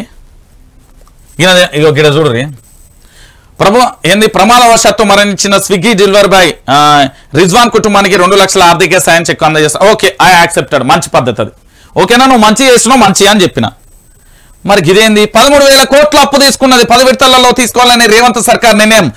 ఆర్బీఐ నివేదికలో వెల్లడి. ఇప్పటికే డిసెంబర్ లోగా 1,400 కోట్ల అప్పు చేసింది. ఇక చెప్పండి అయ్యా, కేసీఆర్ ప్రభుత్వం అప్పులు చేస్తుంది, అప్పుల పాలు చేసింది అంటే మరి అభివృద్ధి మీ ఇంట్లోకి వెళ్ళి అభివృద్ధి చేస్తాడా, నా ఇంట్లోకి వెళ్ళి అభివృద్ధి చేస్తాడా, లేకపోతే ఎట్లా అభివృద్ధి చేస్తాడు కేసీఆర్? అభివృద్ధి కావాలంటే పైసలు కావాలి కదా. అభివృద్ధి కావాలి అంటే పైసలు కావాలన్నా వద్దా? మీరే చెప్పురు తెలంగాణ ప్రజలారా. అభివృద్ధి చేయాలంటే పైసలు కావాలి. కేసీఆర్ అప్పులు తెచ్చిండు, తప్పే ఉన్నది. మరి ఈయన ఎక్కి ఎన్ని రోజులు అవుతుంది అంటున్నా. మరి ఏమైంది ఇప్పుడు కేవలం వీళ్ళెక్కి డిసెంబర్, ఇప్పటికే ఆర్బీఐ డిసెంబర్లోనే 1,400 కోట్ల రూపాయలు అప్పు తీసుకున్నదట. రాబోయే 3 నెలలకు ఆర్బీఐ నుంచి 13,000 కోట్ల ఏంది అప్పు తీసుకోవాలని తెలంగాణ సర్కార్ నిర్ణయించుకున్నదట. ఇక మరి దీని సంగతి ఏంది? తెలంగాణ ప్రభుత్వం 3 నెలల కాలానికి 13,000 కోట్ల రుణం తీసుకున్నది. ఇక చెప్పండి. ఇక అప్పులు తెచ్చిండు కేసీఆర్. అప్పుల ప్రభుత్వం తెలంగాణ ప్రభుత్వం అప్పుల పాలు చేసింది. పుట్టబోయే బిడ్డకు 3 లక్షలు అప్పు చేసింది, 2 లక్షలు అప్పు చేసింది, 1 లక్ష అప్పు చేసింది. మరి ఇప్పుడు దీనికి కూడా సమాధానం చెప్పాలి. ఎవరు చెప్తారు? నాకు కాంగ్రెస్ ప్రభుత్వం అప్పులు చేస్తుంది, చేయొద్దు, చేయకుండా అభివృద్ధి చేసి చూపెట్టమని. చేయలేరు కదా, అది సాధ్యం కాదు కదా. మరి కేసీఆర్ కూడా గంతే కదా. ఒక కాళేశ్వరం, అన్నారం, సుందిల్లా, మేడిగడ్డ, ఇన్ని ప్రాజెక్టులు, అన్ని కాలువలు ఊరికే రావు కదా. షాదీ ముబారక్, కళ్యాణ లక్ష్మి, రైతు బంధు, రైతు బీమా, ఇవన్నీ ఉత్తగానే రావు కదా పథకాలు. మనం ఇంట్లో ఊకుంటా అంటే మాత్రమే రావు కదా. ఇంట్లో ఊకుంటే కొండలే కరిగిపోతాయండి. అలాంటిది ఒక రాష్ట్రాన్ని పరిపాలించిన ముఖ్యమంత్రి కేసీఆర్ కు సంబంధించి ఆయన ఏ చేసినా అప్పులు చేసి అంటారు కదా. మరి ఇప్పుడు ఏంది కాంగ్రెస్ ప్రభుత్వం చేస్తున్నది ఏంది? డైరెక్ట్ క్వశ్చన్, ఆన్సర్ ఎవరైనా చెప్తారా? అభివృద్ధి జరగాలంటే అప్పు జరగాల్సిందే. మరేందో చెప్పు, దీనికి చెప్పుర్రి, చెప్పండి అయ్యా, చెప్పండి. ఇగో పత్తి రైతులకు పుట్టడి కష్టాలు. ప్రభుత్వ మద్దతు ధర 7,020, సీసీఐ ఇస్తున్నది 6,900, అంటే 6,500 ఇస్తున్న ప్రైవేట్ వ్యాపారులు. సాకులు చెప్తున్న ధరలలో కోత. నిరుడు 14,000 పలికిన క్వింటాలు మద్దతు ధరకు 10,000కు పెంచాలని డిమాండ్. మరి చెప్పుర్రి. రైతు రైతు రైతు పాడుగాను నీ రాత. గట్లనే ఉన్నది మా రైతన్నాల పరిస్థితి. ప్రభుత్వాలు మారుతున్నాయి, పాలన మాత్రం మారట్లే. చెప్పుర్రి, అడుగుతున్నా కదా తెలంగాణ ప్రజలారా, చెప్పుర్రి. మరి తెలంగాణ ప్రజలారా అడుగుతున్నా, చెప్పు అంటున్నా. తెలంగాణ రాష్ట్ర వ్యాప్తంగా జరుగుతున్న ఈ పరిణామానికి సమాధానం ఎవరు చెప్తారు? ఈరోజు అన్నదాతలు కన్నీళ్లు పెట్టుకోవాల్సిన పరిస్థితి వచ్చింది, దానికి సమాధానం ఎవరు చెప్తారు? పుట్టడి కష్టాలలో నా రైతన్న ఉన్నాడు, చెప్పుర్రి. మరి ఇక పవర్ ఫైటింగ్. విద్యుత్ పై అధికార ప్రతిపక్షాల మధ్య మాటల యుద్ధం. విద్యుత్ సంస్థలకు అప్పులు ఉండొచ్చు. రాజస్థాన్ కరెంట్ అప్పు 53,000 కోట్లు. మరి చెప్పుర్రి. విద్యుత్కు సంబంధించి అరే ఇది చాలా కీలకమైన అంశం. మంచిగా జూమ్ చేసి చూపెట్టు, ఇద్దరు మొనగాళ్ళని చూపెట్టు. విపక్షం అధికారం, నేను చెప్తా పాటు. విద్యుత్ సంస్థలకు అప్పులు ఉండద్దు. కరెంటు కొనేందుకు 30,000 కోట్లు ఖర్చు. యాదాద్రి పవర్ ప్రాజెక్టు కోసం 50,000 కోట్లు అప్పు చేసిన గత సర్కార్. సబ్ క్రిటిక్ కంటే సూపర్ క్రిటిక్ బెటర్. విద్యుత్ ఉత్పత్తితో సాంకేతికతను వాడాలి. ప్రజలకు నాణ్యమైన విద్యుత్ అందించాలి. అధికారులు పూర్తి స్థాయిలో సహకరించాలి. డిప్యూటీ సీఎం మల్లు భట్టి విక్రమార్క వెల్లడి. భద్రాద్రి పవర్ ప్లాంట్ సందర్శన, అధికారులతో సమీక్ష. ఇగో ఈనవయ్యా, ఇనుర్రిగా దిమాకున్న ప్రతి ఒక్కడు, చదువుకున్నోడు ఒక్కడు ఇనుర్రి. రాజస్థాన్ కరెంట్ అప్పు విలువ ఎంత? 53,000 కోట్లండి. తెలంగాణ ఒకటే చేయదు. తెలంగాణ ఒకటే చేసి వాళ్ళ ఇంట్లో పెట్టుకొని వాళ్ళ ఆస్తులు పెంచుకోవడానికి కాదు, తెలంగాణ ప్రజలకు నిరంతరాయంగా కరెంట్ ఇవ్వాలి. మీరేదో ముచ్చట చెప్పారు కదా, ఈ కిందనే ఉన్నది కరెంటు లేక వరంగల్ ఎంజీఎంలో రోగి మృతి అట. మరి దీనికి బాధ్యుడెవడు? రాజీనామా చేస్తారా? వైద్య ఆరోగ్య శాఖ మంత్రి రాజీనామా చేస్తారా? రాజనరసింహ దాని మీద విచారణ చేపట్టుంది. మరి ఆసుపత్రిలో కరెంటు మోడు ఏందా? 200 యూనిట్లు ఉచిత విద్యుత్ ఇవ్వలేక 24 గంటల కరెంటు చేతగాక అప్పుల కథలు. అబద్ధాలాడి ప్రజలను తప్పించుకోలేరు, హామీలను నిలబెట్టుకోలేక కొత్త డ్రామాలు. కేసీఆర్ పాలనలో కడుపు నిండా కరెంటు, ఆ లోటు ఇప్పుడు ప్రజలకు కనిపిస్తుంది. కేసీఆర్ చేసిన దాంట్లో 10% చేస్తారా? కొత్త రేషన్ కార్డు దరఖాస్తు ముచ్చటే లేదు, దరఖాస్తులలో అకౌంట్ నెంబర్ లేదు. జైలుకు పోతేనే తెలంగాణ ఉద్యమకారులట. మాజీ మంత్రి ఎమ్మెల్యే జగదీష్ నేను కూడా మాట్లాడతా దీని గురించి. అరే బాబు, నేను ఉద్యమం చేసినా, నా మీద లాఠీ ఇరిగింది, నాకు సర్జరీ అయింది, మరి నా మీద కేసు లేదు, నేను ఉద్యమకారుని కాదా? 2009 నుండి ఉన్నా. చెప్పు మరి, నేను ఉద్యమ కాలంలో ఉద్యమంలో పనిచేసిన, నాతో పాటు వందలాది మంది వేలాది మంది సాక్ష్యం కూడా ఉన్నారు. ఇప్పుడు మీ ప్రభుత్వానికి మద్దతు తెలుపుతున్న ప్రొఫెసర్ కోదండరామ్ గారికి కూడా తెలుసు, ఆయన దగ్గర ఉండి చెప్తున్నా, సాక్ష్యాలు కూడా ఉన్నాయి. మరి ఉద్యమకారులు అంటే కేవలం కేసులు అయిన వాళ్ళేనట. నా మిత్రులు మహబూబాద్ ఘటనలా ఇక్కడ నుండి బుల్లెట్ దిగిన వాళ్ళు ఉన్నారు, ఇక్కడ నుండి బుల్లెట్ దిగిన వాడు ఉన్నారు, చాలా మంది ఉన్నారు. చూపెడతా, వాళ్ళందరూ మరి కేసులు కాలే, వాళ్ళందరూ ఉద్యమకారులు కాదా? కాళ్ళు ఇరిగినాయి, చేతులు ఇరిగినాయి, సిగ్గుండాలే చెప్పనీకి. మళ్ళా అయినా మనం ఉద్యమంలో ఉంటే కదా మనకేం తెలుసు ఉద్యమం ఎట్లా చేస్తారో. మనం ఉద్యమంలో ఉంటే కదా మనకు తెలంగాణ ఉద్యమం అంటేనే తెలియదు, తెలంగాణ ఉద్యమం అంటేనే తెలుస్తుంది. మనకేం తెలుసు? ఆంధ్రాల దగ్గర బూట్లు నాకే బతుకులాయే చెప్తారు. ఉద్యమకారులను అవహేళన చేస్తా ఉంటే కడుపు మండుతుంది. అలా వీళ్ళట చెప్తున్న పరిస్థితి కనబడుతుంది. జైలు పోతేనే ఉద్యమకారులట. ఇది జైలు పోతే ఉద్యమకారులా? రాని తెలంగాణ రాష్ట్ర వ్యాప్తంగా ఒక 50,000 మందిని చూపెడతా. ఒళ్ళు కూనల ఇప్పటికీ కూడా యాకూబ్ రెడ్డి అని ఉంటాడు, కాకతీయ యూనివర్సిటీ. ఆయన శరీరానికి కుళ్ళలు ఘోర అంటే ఘోరంగా, ఇక మాటలలో చెప్పలేము, అట్లా ఉంటారు. చాలా మంది ఉన్నారు కాకతీయ యూనివర్సిటీ విద్యార్థులు, తెలంగాణ ఉద్యమంలో పోటాపోటీగా పోరాటం చేసిన వాళ్ళు. చాలా మంది టైం ఇస్తా అన్నారు. టైం ఇచ్చుడు కాదన్నా, వీళ్ళు కళ్ళబొల్లి మాటలు చెప్పి మనల్ని నిండా ముంచుతారు. అభయస్తం ఫామ్ తోనే ఆగం చేసిర్రు. కరెంటు ఏంది అప్పు ఉండడం వల్ల మేము 24 గంటలు ఇయ్యలేకపోతామనే సాగు చెప్తారు. దానికి ఉదాహరణనే ఇంకొక అంశం ఏంటంటే, రాజస్థాన్ లో కరెంటు యొక్క అప్పు విలువ 53,000 కోట్ల అప్పు ఉంది, వాళ్ళు ఇస్తారు. మరి ఏంది సంగతి చెప్పమనురి. ఉద్యమకారులకు సంబంధించి పూర్తి స్థాయిలో జైలుకు పోతేనే ఉద్యమకారులట, లేకపోతే ఉద్యమకారులు గారట. ఈ సన్నాసులు ఏడ ఉద్యమం చేసి తెలంగాణ ఉద్యమంలో తెల్లారి లేస్తే ఏ పోలీస్ స్టేషన్లు ఉంటుందో, ఎక్కడ ఎవడు కొడతాడో, నా అయ్యవకి ఏం సమాధానం చెప్పుకోలేక ఎంతమంది ఉద్యమకారులు కన్నీళ్లతో లేదు తెలంగాణ వస్తే నా బతుకులు మారుతాయని 2 జనరేషన్ల విద్యార్థులు ఆగమైపోయి వాళ్ళ జీవితాలు అడక్క తింటున్నారు. అయ్యా నా ఉద్యమకారులు తెలంగాణ భాషలో చెప్పాలంటే బిచ్చం ఎత్తుకుంటున్నారు. వాళ్ళకి న్యాయం ఏం చేసినావు? కేసులు ఉంటే ఉద్యమకారులట. ఆంధ్ర సంకలాల సంకనాకిన వాళ్ళందరూ ఇప్పుడు పెద్ద పెద్ద నీతి సూత్రాలు చెప్తాను. తెలంగాణ ఉద్యమంలో ఎవడున్నాడు?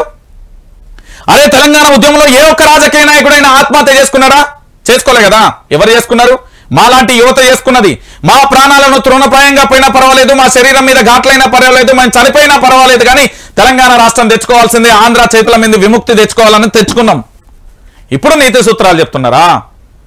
ఆ రోజు ఎందుకో రాలే, మరి ఆ రోజు ఎందుకో ఈ మొగోని మాటలు లేవు, ఇవాళ మొగోని మాటలు చెప్తారు.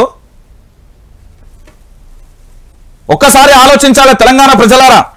వీళ్ళు ఈ 6 గ్యారంటీలు చేయలేక కళ్ళబొల్లి మాటలు చెప్తారు. తెలంగాణ ఒకటి మాత్రమే అప్పులలో లేదు, మీరు గుర్తుపెట్టుకోవాలి. కరెంటు విషయంలో రాజస్థాన్ కూడా అప్పులలో ఉంది, ఒక్క తెలంగాణలోనే లేదు, ఇతర రాష్ట్రాలు కూడా ఉన్నాయి. నేను తీసుకెళ్తా అంటున్నా. నేను చెప్తున్నా కదా, ఇంకొక విషయం కూడా తెర మీదకి వస్తుంది, నేను చెప్తా, చివరిలో చెప్తా దాని సంగతి కూడా. ఇగో హైదరాబాద్ చుండీ బజార్ ప్రజాపాలన దరఖాస్తు కోసం ఎగబడుతున్న జనం ఇక చూడుర్రా దరఖాస్తులు. ఆ రోజు కల్వకుంట్ల చంద్రశేఖరరావు ఒక్కరోజు కుటుంబ సర్వే చేస్తే ఎట్లా తిట్టిలు తెలుసా? A to Z తిట్టిలు కుటుంబ ఒక్కరోజు సర్వే చేస్తే. ఎందుకోసం చేసిండు? ప్రజా పరిపాలనకు సంబంధించి ఎవరికి ఏమేమి ఉన్నాయి, ఏమేమి లేవు, ఏం కావాలి, ఈ ప్రభుత్వాన్ని నేను నా దృష్టిలోకి రావాలి, నేను ఒక అడ్మినిస్ట్రేషన్ చేయాలి, ప్రజాపాలన చేయాలి, వీళ్ళకి మంచి చేయాలంటే అనేక రకాలుగా కూడా అన్ని అవసరాలు ఉంటాయి అని చెప్పి చేస్తే ఆ రోజు పొల్లు తిట్టిండు. ఇప్పుడు మరి నిన్న ఎట్లా తిట్టాలి? బండ బూతులు తిట్టాలి. నువ్వు ఇచ్చే ఫామ్లే దొరుకుతలేవు, జిరాక్స్ సెంటర్లలో దా పోదాం ముచ్చడే చెప్తారు. మళ్ళా ఏందోనట ముచ్చట్లు, అన్ని ముచ్చట్లు. ఏంది అంటే పనులు చేయలేక ఇవన్నీ. ఇక ఈయనకైతే ఈయన ఇక ప్రేమికుడు ఓ రకంగా చెప్పాలంటే ఈ పేపర్కు ఇక చూడు మొత్తం భజనే ఉంటాయి, ఇంకేముండయి, ఇలా ఇంకేముండయి. ఇంకేమైనా కనబడితే మీరు నన్ను అడుగురి. ఇగో సర్కార్ సంస్థలు కావటమే శాపమా, బకాయిల భారంతో తెలంగాణ జనుకోలు. మరి ఇతర రాష్ట్రాలలో లేవా సన్నాసి, కనబడతలేవా నీకు? ఇతర రాష్ట్రాలలో లేవా? కల్వకుంట్ల చంద్రశేఖరరావు ఉద్యమకారుడు. ఈ మొగళ్ళంతా ఉద్యమకారులను నిరూపించమని చెప్పుర్రి, చెప్తారు.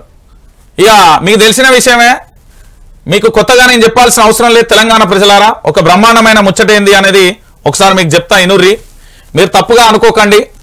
ఇగో గిడ కనబడుతున్న పెద్ద మనిషి తెలుసు కదా, అడ్వకేట్ జనరల్ గా ఏ సుదర్శన్ రెడ్డి. రాష్ట్ర ప్రభుత్వం ఉత్తర్వులు జారీ. అరే మొగోడా, తెలంగాణ రాష్ట్రం కోసం కల్వకుంట్ల చంద్రశేఖరరావు గారి ప్రభుత్వంలో ఇబ్బందులు పడితే 10 యూట్యూబ్ ఛానళ్లకు ఎక్కడ కేసైనా అర్ధరాత్రి అపరాత్రి లేకుండా నా కన్న బిడ్డలు కాకపోయినా నా కన్న బిడ్డలతో సమానం, వాళ్ళని కాపాడుకోవాలి, వాళ్ళు ఏ క్షణాన ఎలాంటి ఆపద వచ్చినా కూడా నేను ఉన్నానని భరోసా ఇచ్చి తెలంగాణలో ఎలాంటి ఎమ్మెల్యేలు ఎవడెవడో ఆకృత్యాలు చేస్తే వాళ్ళందరి చేతిలో బలైన వాళ్ళందరికీ న్యాయం చేయడం కోసం పూర్తి స్థాయిలో 24 గంటలు మేల్కొని పూర్తిగా కూడా పనిచేసిన గొప్ప వ్యక్తిరా శరత్ కుమార్ సార్. అడ్వకేట్ శరత్ కుమార్, ఏం న్యాయం జరిగింది ఆయనకు? ఈ సుదర్శన్ అనేట ఆయన ఎవరో తెలుసా? తెలుసుకోండి, చరిత్ర తెలుసుకోండి. ఇదే ఇదే ఇదే ఇదే ఇదే తెలంగాణలో అందరి కోసం పోరాటం చేసిన అడ్వకేట్ శరత్ కుమార్ కు ఎందుకు అన్యాయం చేసిరని అడుగుతున్నా నేను. ఏ అర్హత తక్కువ ఉందని అడుగుతున్నా నేను. మీ పార్టీ కండువ కప్పుకున్నారు కదా, మీ పార్టీ కోసం చెన్నూరులో ప్రచారం చేసిండు కదా, మీ పార్టీ కోసం ఇప్పటికీ పనిచేస్తున్నాడు కదా, ఇప్పటికీ లీగల్ గా చాలా మంది తెలంగాణకు సంబంధించిన ఉద్యమకారులందరూ ఇక్కడ ఎవరెవరైతే పోరాటం చేసిందో వాళ్ళందరికీ సాయం చేసిండు కదా. ఏం పాపం చేసిండు శరత్ కుమార్? శరత్ కుమార్ చేస్తున్న పోరాటానికి తెలంగాణ ప్రజల నుండి బ్రహ్మాండమైన మద్దతు వచ్చింది కదా. రారి, ఇప్పుడు నన్ను తిట్టే లఫూట్ గాళ్ళందరూ రారి, అడ్వకేట్ శరత్ కుమార్ సార్కు న్యాయం చేయాలని డిమాండ్ చేయరి. రారి, సెక్రటరియట్ దగ్గర పోరాటం చేద్దాం, రారి హైకోర్టు దగ్గరికి పోదాం, రాండి రాజ్భవన్ దగ్గరికి పోదాం. తెలంగాణలో నిజంగా అడ్వకేట్లలో ఒక న్యాయం చేసిందంటే శరత్ కుమార్ చేసిండు కదా. మరి ఆయనకి ఏదమ్మా నాని బుజ్జి బంగారం ఏమైంది? ఏం పాపం చేసిండు అడ్వకేట్ శరత్ కుమార్ గారు? అడ్వకేట్ శరత్ కుమార్ గారు ఏ తప్పు చేశారండి? ఇది ఎవరికి న్యాయం జరుగుతుంది, ఎవరికి అన్యాయం జరుగుతుందో తెలుసుకోరి. బహుశా నాకు పూర్తి వివరాలు, నాకు తెలిసిన సమాచారం ప్రకారం, నాకున్న అవగాహన మేరకు కిరణ్ కుమార్ రెడ్డి సమయంలో ఉండే అనుకుంటా సుదర్శన్ రెడ్డి. అంటే ఇతన కాదా అనేది నేను సాయంత్రం లైవ్ లో మళ్ళీ క్లారిటీగా చెప్తా. కానీ అడ్వకేట్ శరత్ కుమార్ కు తీరని అన్యాయం చేసింది కాంగ్రెస్ ప్రభుత్వం. ఎస్, బరాబరి చేసింది. రమణ్ మాట్లాడాను, రమణ్ మాట్లాడా. ఓ పక్కన కన్న కొడుకు చనిపోతే కూడా మా కోసం మా అండగా నిలిచిన గొప్ప వ్యక్తి శరత్ కుమారు. నేను అడుగుతున్నా కదా, న్యాయబద్ధమైన మీ కాంగ్రెస్ ప్రభుత్వానికి సంబంధించి అడుగుతున్నా, మా తెలంగాణ బిడ్డకి ఏం తక్కువ ఉన్నాయి క్వాలిఫికేషన్స్? ఎస్ చెప్పు, చెప్తారా? లేదు, భజన చేస్తోడు కావాలి వీళ్ళకు. కేసీఆర్ చేస్తేనేమో వాళ్ళకు కేసీఆర్ ఏంది కాలు ముఖ్యటం. కేసీఆర్ కాలుకు ముళ్ళు గుచ్చిన నా కంటి రెప్పతోంది ఇక నుంచి చెప్తున్నా. బరాబరి కేసీఆర్ దగ్గరికి పోవాలంటే నన్ను దాటిపోవాలి చెప్తున్నా కదా. నేను ఒక అంగరక్షకుడిగా ఆయనకు పనిచేస్తా. ఏం చేస్తారు మీరు? నేను నిజంగానే బీఆర్ఎస్ కమ్ముడు పోవాలనుకుంటే నాకేమన్నా అదేమన్నా క్షణాల పని? నేను కేసీఆర్ని కాపాడుకోవడం పెద్ద పనా? నా దైవం అని చెప్తారు రేపటి నుండి. ఏం చేస్తారు, ఏం చేస్తారు అంటున్నా నేను. నిజాలు చెప్పొద్దు మీకు. మీకు ఎట్లా చెప్పాలి తెలుసా? అబద్ధాలు చెప్పలే. కాంగ్రెస్ ప్రభుత్వం అద్భుతంగా చేస్తుంది. ఇగో నియామకాలు చూడండి, మన తెలంగాణ బిడ్డలకు ఎంత న్యాయం చేస్తున్నదో. దాంతోపాటు అభయవస్థంతో 6 గ్యారెంటీలు అద్భుతం. వరంగల్ కరెంటు పోలే, అదేదో టెక్నికల్. ఇట్లా అబద్ధాలు చెప్పేటోడు మీకు కావాలి, నిజాలు చెప్పొద్దు. అరే భగవద్గీత మీద ప్రమాణం చేసిన కదా, నేను రాజకీయ నాయకుని కాదు, నా తల్లిదండ్రుల మీద ప్రమాణం. ఇంకా సిగ్గుసరం ఎందుకు లేదు మీకు? అరే కేవలం చాలా క్లారిటీగా చెప్పిన. గతంలో బీఆర్ఎస్ ఉండే, ఆ ప్లేస్ లో కాంగ్రెస్ వచ్చింది. నేను మారలే కదా. నేను అప్పుడు ప్రశ్నించిన, ఇప్పుడు సమయం నువ్వు నాకేంటి, నేను ఎందుకు ఇస్తా అని సీఎం బై. రేపు పొద్దుగాల నిరుద్యోగులకు సంబంధించి భజన ఎట్లా మొదలవుతుందో తెలుసా? రేపు పొద్దుగాల నిరుద్యోగులకు సంబంధించి మీకు కమ్యూనికేషన్ స్కిల్స్ లేవు, ఆల్రెడీ స్టార్ట్ అయిందో రోతా. మీకు సరైన స్కిల్స్ లేకపోవడం వల్ల ఉద్యోగాలు. మరి అది నిరుద్యోగులు మొన్నటిదాకా ధర్నా చేస్తా అంటే ఏమైంది? ఆ రోజు ఆ దిమాక్ అంతా ఎడబోయింది. నిరుద్యోగులకట స్కిల్స్ లేవట, అందుకే ఉద్యోగాలు వస్తలేవట. మీరు స్కిల్స్ నేర్చుకోమని ఇంకొక సార్ బోధన చేస్తాడు, ఉపాధ్యాయుడు అయింది మొన్ననే. బహుశా నేను కామర్స్ లెక్చరర్గా పనిచేసినప్పుడు కూడా నేను విద్యార్థులకు ఇది చెప్పలేదేమో, ఎప్పుడు చెప్పలే. నేను కొన్ని సంవత్సరాల పాటు లెక్చరర్ బోధన చేసినప్పుడు కూడా నేను నా స్టూడెంట్స్కి ఎప్పుడు చెప్పలే మీకు కమ్యూనికేషన్ స్కిల్స్ లేవురా అని. వాళ్ళకంటే నిరుద్యోగులకు లేవట, మరి పోయి నేర్పియమనుర్రి. మీ మీద ఘోరమైన దాడి జరుగుతుంది నిరుద్యోగులారా, మిమ్మల్ని అవహేళన చేస్తారు. నేను నిజంగా చెప్తున్నా, నిరుద్యోగుల పక్షాన్ని నేను నిలబడుతున్నా. మీ కష్టం ఏందో నాకు తెలుసు. అదే ఆర్టీసీ క్రాస్ రోడ్ లో నేను కోచింగ్ తీసుకున్న కాబట్టి నాకు ఆ బాధ ఏందో తెలుసు. ఈ రాజకీయ నాయకుల చేతులలో మీకు ఇబ్బంది ఖచ్చితంగా చేస్తారు, చూడుర్రి, మోసం చేస్తారు మీరు. ఇక చూడుర్రి, కరెంటు కోతకు ఒకరు బలి, ఆక్సిజన్ అందక ఎంజిఎంలో వ్యక్తి మృతి. ఏం సమాధానం చెప్తాడు ఈయన? రాజీనామా చేస్తాడా చేయమన్నారు? రాజీనామా చేస్తాడా చేయమన్నారు? మరి నీ ఆ రోజు మంచిగానే అడిగినా, బాపు నువ్వు ఎక్కడున్నావు మళ్ళీ రాని. ఎవరిని? కేసీఆర్ని పిలిచిన. ఎందుకు రమ్మన్నా? కనీసం మనకి ఎట్లాగా అధికారం లేదు, విపక్షం పక్కనన్నా నువ్వు పోరాటం చేయ నాయన, నీ పక్కన మేము ఉంటామని చెప్పినాం. ఈరోజు చెప్తున్నా నేను, ఇన్ని రోజులు చెప్పలే, ఈ క్షణం చెప్తున్నా నేను. బీఆర్ఎస్ పార్టీ అధినేత ఉద్యమకారుడు గులాబీ బాస్ కేసీఆర్కు ఏం జరగనియ్యా నేను. ఆయన మీద కుట్రలు కుతంత్రాలు చెప్తే నేను ఇంకా 50 ఛానళ్ళు అయినా ఓపెన్ చెప్పిస్తా, పోయి ఇంకా ఎకరమైనా అమ్ముతానా చెప్తున్నా కదా. నేను ఏదైనా చేస్తా, ఎంతకైనా తెగిస్తా. అవసరమైతే నా కిడ్నీ ఇడ్లీ లెక్కనైనా అమ్ముకుంటా చెప్తున్నా నేను. చాలా సీరియస్ ఇది. నేను నిజాలు చెప్పనివ్వండి, చంపేస్తాం, బెదిరిస్తాం. ఇన్ని రోజులు ఏడమన్నారు? గాజులు దొరుకుని ఏమన్నా బొట్లు పెట్టుకుని ఏమన్నా ఆడంగి వెదవలు లెక్కున్నారా? ఇప్పుడు వస్తాలు పెద్దగా ప్రశ్నించనివా? నేను ప్రశ్నిస్తే రంజిత్ ప్రశ్నిస్తున్నాడు అంటే దాంట్లో ఏదో మర్మం ఉన్నది, మనం తెలుసుకుందాం, మనం సెటరేట్ అవుదామని ఎందుకు అనుకుంటలేరు? నేను ఒక మంచి ఆరోగ్యకరమైన విమర్శ చేస్తున్నాను, దాన్ని కూడా మీరు స్వీకరించాలి కదా. అప్పుడే దాడులు, ప్రతి దాడులు. ఏం జరుగుతుంది తెలంగాణలో? 10 సంవత్సరాలు ప్రశ్నిస్తే 2 కాల్స్ వచ్చినాయి బెదిరింపులై. ఒకరు అచ్చిళ్ళు నా మీద, లాస్ట్కు తనే వచ్చి అన్నా సారీ అన్న, నీ గురించి తెలియక నేను చేసినాను, కన్నీళ్ళు పెట్టుకుని హక్ చేసుకుని కేసు వాపస్ తీసుకోమంటే తీసుకున్నా. ఇంకొకటి అడ్వకేట్ శరత్ కుమార్ గారు నా ఛానల్లో వీడియోలన్నీ ఆటోమేటిక్గా డిలీట్ అవుతున్నాయంటే ఆయన సైబర్ క్రైమ్కు సంబంధించి హైకోర్టులో వాదిస్తే గెలిచినాం ఆ రోజు కేసు. ఇంకొకటి జనగామ దగ్గర తెలియక వాళ్ళు పాపం యువత ఆవేశంలో వచ్చి వాళ్ళు ఏంది కారుకు సంబంధించిన డ్యామేజ్ చేసిండు బీఆర్ఎస్ వాళ్ళ తర్వాత లేదు లేదు అన్న మనతో పాటు ఉద్యమం చేసిండు, అన్న చెప్తున్నాడు అంటే మనం ఏదో తప్పు చేస్తాం, సెటరేట్ చేసుకున్నాం అనుకున్నాం. ఈ రోజు మీకు కూడా చెప్తున్నా కదా, వాళ్ళు అంత ఓపికగా అరే కల్వకుంట్ల చంద్రశేఖరరావు దీంట్లో దేవుడు అంటే నేను ఆయన మీద అంత ఆరోపణలు చేస్తున్నా, సర్లే మన బిడ్డలే అనుకున్నాడు. మరి నువ్వు ఎందుకు అనుకోవట్లేదు అంటే నువ్వు తెలంగాణ ఉద్యమం ఏందో తెలియదు, నీకు ఉద్యమ చరిత్ర లేదు, ఉద్యమంలో పాల్గొనలే, నీకు ఉద్యమకారులు అంటే విలువ లేదు, నీకు ఉద్యమం అంటే తెలియదు, అందుకే నువ్వు పట్టించుకోవట్లేదు. నువ్వు పరాయి బిడ్డల దగ్గర పెరిగినావు కాబట్టి నీకు తెలుసు, మీ మాయ దగ్గర మేము పెరిగినాం కాబట్టి కేసీఆర్ బాబుకు ఆ బాధ ఏందో తెలుసు. Yes is correct. ఒక ఆరోగ్యకరమైన విమర్శ చేసినప్పుడు స్వాగతించాలి. ఏక్నాథ్ షిండే రూపంలో నీ ప్రభుత్వానికి ముప్పు వాటిల్తానని హెచ్చరిస్తున్నా. నా దగ్గర ఏంది అంటే అది సోషల్ మీడియాలో ట్రోల్ అవుతుంది, నీ ప్రభుత్వాన్ని కాపాడుకోనా, కేసీఆర్ కానుక అంటున్నా, మళ్ళీ ఉద్యమం చేస్తాడు ఎంపీ ఎలక్షన్లకు, తప్పేముంది? ఈ రోజు నువ్వు చెప్పినట్టుగా తెలంగాణలో ఆరోగ్యకరమైన తెలంగాణ ఇక్కడ కనబడుతుందా? కరెంటు కోతలతో బలైలు కదా. అదే కేసీఆర్ ఉంటే ఇలాంటి పరిస్థితులు ఉండా? నేను అందుకే బేరుజు చేస్తున్నా, అన్న వీళ్ళకి సమయం, అన్న నీకు సమయం ఎందుకు ఇస్తారా? నా జీతం తీసుకుంటలే, నా అలవెన్స్లతో ఉంటలేరా? నేను కట్టే పైసలలో వాళ్ళు ఉంటలేరా? ఎందుకుండరు? చెప్తున్నా కదా, రేపు పొద్దుగాల వైఆర్టీవీ న్యూస్ ఛానల్కి ఏదన్నా అయితే 10 ఛానళ్ళు సిద్ధం చేసిన. నేను చెప్తున్నా సిద్ధమైనవి, 2 బయటకు వచ్చినాయి, ఇంకా 8 వస్తున్నాయి. నేను ఒక్కనే కాదు, నాతో పాటు సైన్యాన్ని తయారు చేస్తున్నా. చూసుకున్నాం. ఇక రంజిత్ రెడ్డి వైఆర్టీవీ అంటే ఏంటి, రోజు చదువుకున్నోడితో పెట్టుకుంటే ఏమైతే చెప్తున్నా. మేమేమో అట్టట ఐఏఎస్ కోచింగ్లు వేయచ్చిన వాళ్ళు, మేము చిల్లర పల్లర తిరిగి చెడాల వాట్లు వ్యసనాలకు లేను. ఆనాడు ఉద్యమంలో చేసినాం, వచ్చినాం డైరెక్ట్గా ఏంది కోచింగ్ సెంటర్లో పోయినాం, మళ్ళీ వచ్చినాం జర్నలిజంలో జాయిన్ అయినాం, ఉద్యోగాలు సంపాదించుకున్నాం. కిరణ్ కుమార్ రెడ్డి సమయంలో ఏం చిల్లరగా పెరిగిన వాళ్ళు అనుకున్నా. ఒక బాధ్యతాయుతమైన పాత్ర పోషించినాం. మాకు నా చిన్న వయసులోనే నా చరిత్రలో నాకంటూ 2-3 పేపర్లలో నా పేరు రాయించుకున్నా, సాలదా? నిజాలు చెప్పనియండి. నేను ఇచ్చే విమర్శలను మీరు ఆరోగ్యకరంగా తీసుకోర్రి, మీరిచ్చే విమర్శలను కూడా నేను చేసుకోండి. నా మీద బ్రహ్మాండంగా వాళ్ళ యూట్యూబ్ ఛానళ్ళలో మళ్ళీ కౌంటర్లు స్టార్ట్ చేసిళ్ళు, కొన్ని ఛానళ్ళు పుట్టుకొచ్చినాయి.